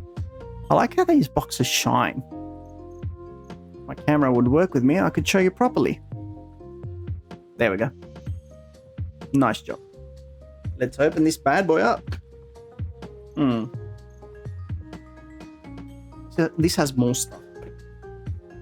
The game, of course.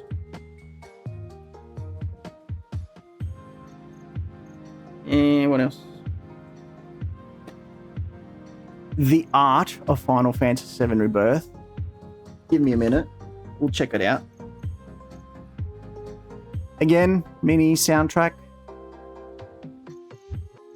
Has some songs, but if you want to hear all of them, you can just go to Spotify or Bingo. Come on. I swear this camera just does not want to work. There we go.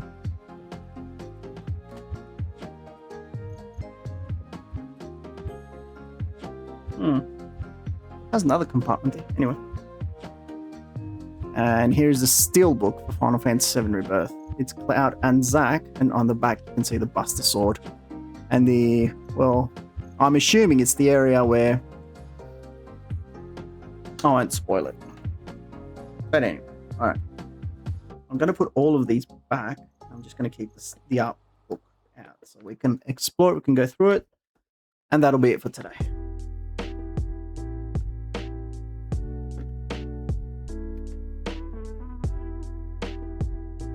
Is refusing to go in. There we go.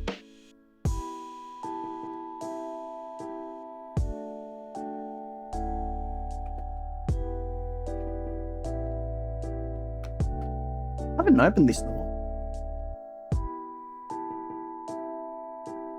Okay, here we go.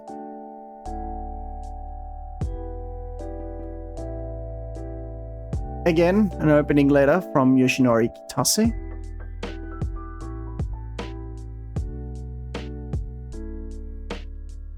Nanaki and his father.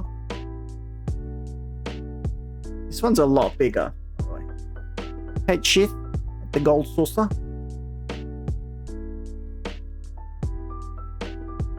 Starting with Cloud again. Barret. Viva!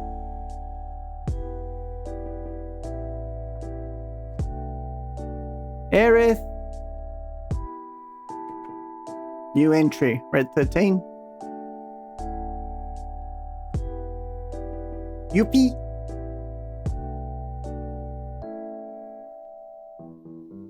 Headship. I think there's going to be more. Oh, there are. Oh, well. Look at Vincent here. Nice. And finally, Sid. Huh. As if that wasn't enough, you got Zack too.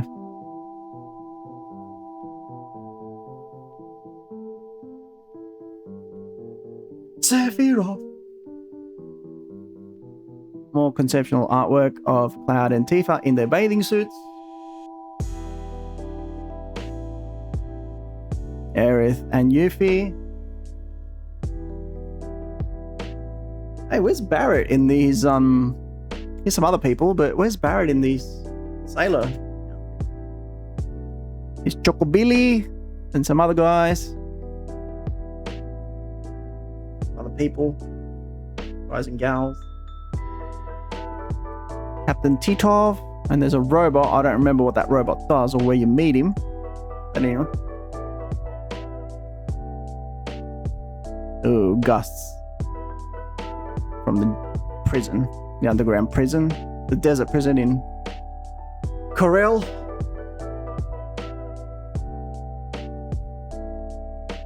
Zack's father, Zack's mother on the right there. Doc Sheeran, Eleanor, Myrna, who's Barrett's wife. Was Barrett's wife. Elena, Sisney, Chadley. Ugh, Chadley. Diane and Dio.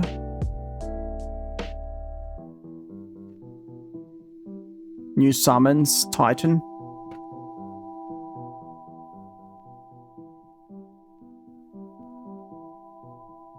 Odin. Jeez, Odin was so difficult when I was going for the platinum. I had to find him so many times. Kujata. Alexander. The Holy Element. Phoenix. I like the design for Phoenix. Bahamut Arisen. It's red. And now I've got some monsters.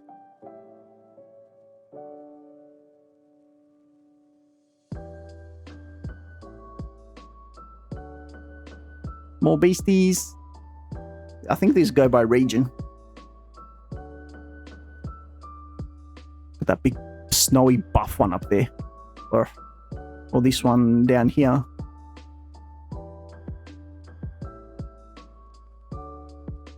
Oh, want to get some of my Buster Sword buddy. More. This one down here with the multiple arms. Are they arms?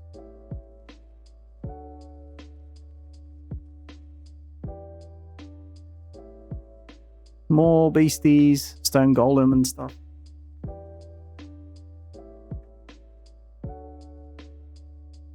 Monsters galore. Jeez, you need crazy imagination to make these things. To design. Ah, the Materia Guardian that Cloud and Sephiroth fought in the Nibelheim chapter. Nibelheim flashback. These are some of the bosses, some of the boss monsters of the game.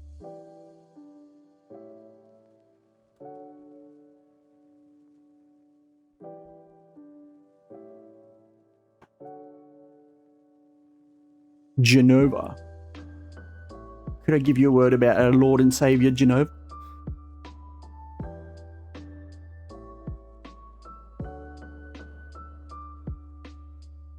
Gina Tuck.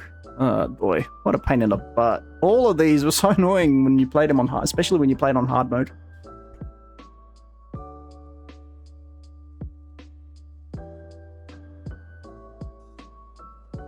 Demon Gate. Anyone? Either OG or Rebirth. Ugh. And here we have some areas. Some of the landscapes. Here you have the Midgar region. The group just escaping, getting out of there.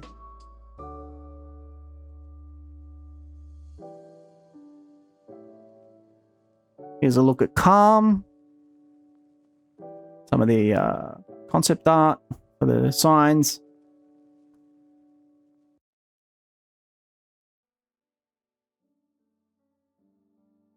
Grasslands, Chocobo Ranch, Mithril Mine.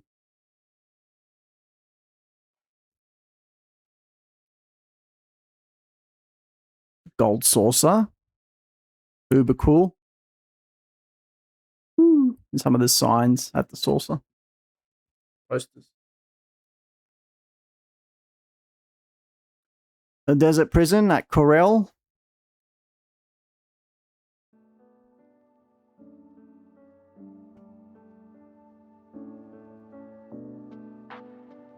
Cosmo, Canyon. Again, some concept art down the bottom there. And you can see Bugenhagen's laboratory. So you can see how, I think that bottom image, the one I'm looking at, is closer to what resembles the OG Final Fantasy VII, rather than what we saw in Rebirth.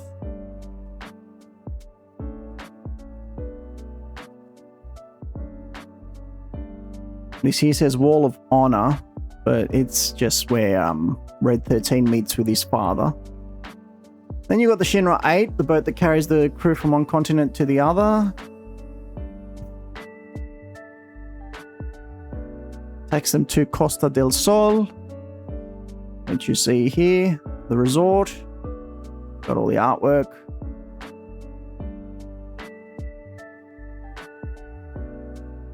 And here's Junon, which is actually where they started from to get to Costa del Sol. Surprising that they put Junon here. Anyway. And under Junon,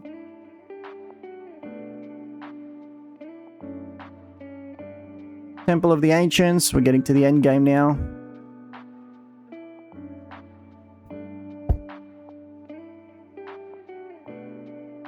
Me, Gongaga. You can see the destroyed reactor there, some monsters and all that.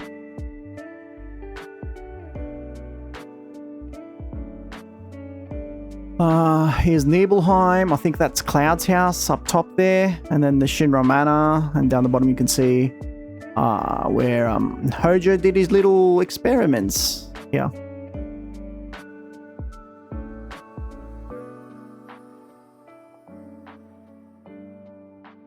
This is Mount Nibel, where you got to explore mostly during the opening section of Rebirth. During the Nibelheim flashback.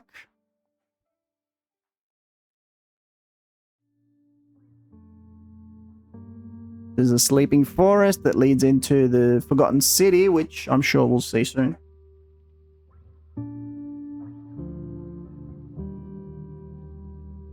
Well, we didn't see it. Here's some weapons instead. For Cloud and Tifa and Aerith. Oh, and Barret. Oh, so they're all grouped together.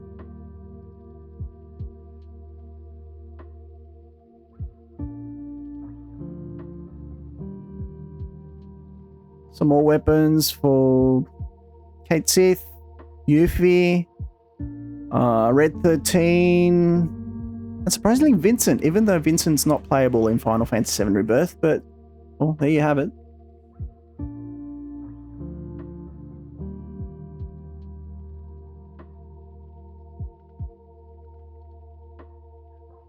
Vehicles like the tiny Bronco and the buggy!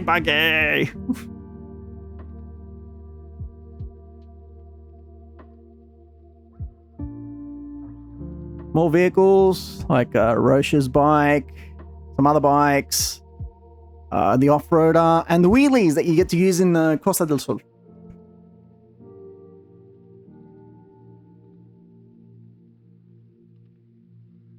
And your friendly Chocobo, and as the book says, the unknown story, the unknown journey continues. And that's it.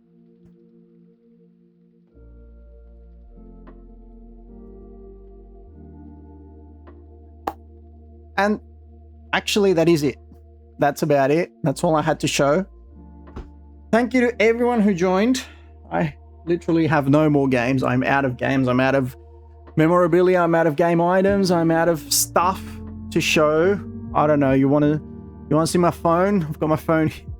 No, just kidding. No, that's literally everything. That's pretty much a lifetime of memories and collection and my video game collection. So yeah, thank you so much for sticking around this lovely afternoon. I hope it was as fun for you as it was for me, going down memory lane, just chilling out and going through all this stuff. I literally made a mess of my room. Like, you do not want to see what's going on behind me right now. It is just chaos, and I don't know how I'm going to start to clean this up, but honestly, it was worth it. It was worth it just to chill and just enjoy a lovely afternoon with all of you. Thank you to everyone who popped in just even to say hi, and I'm glad to have done this.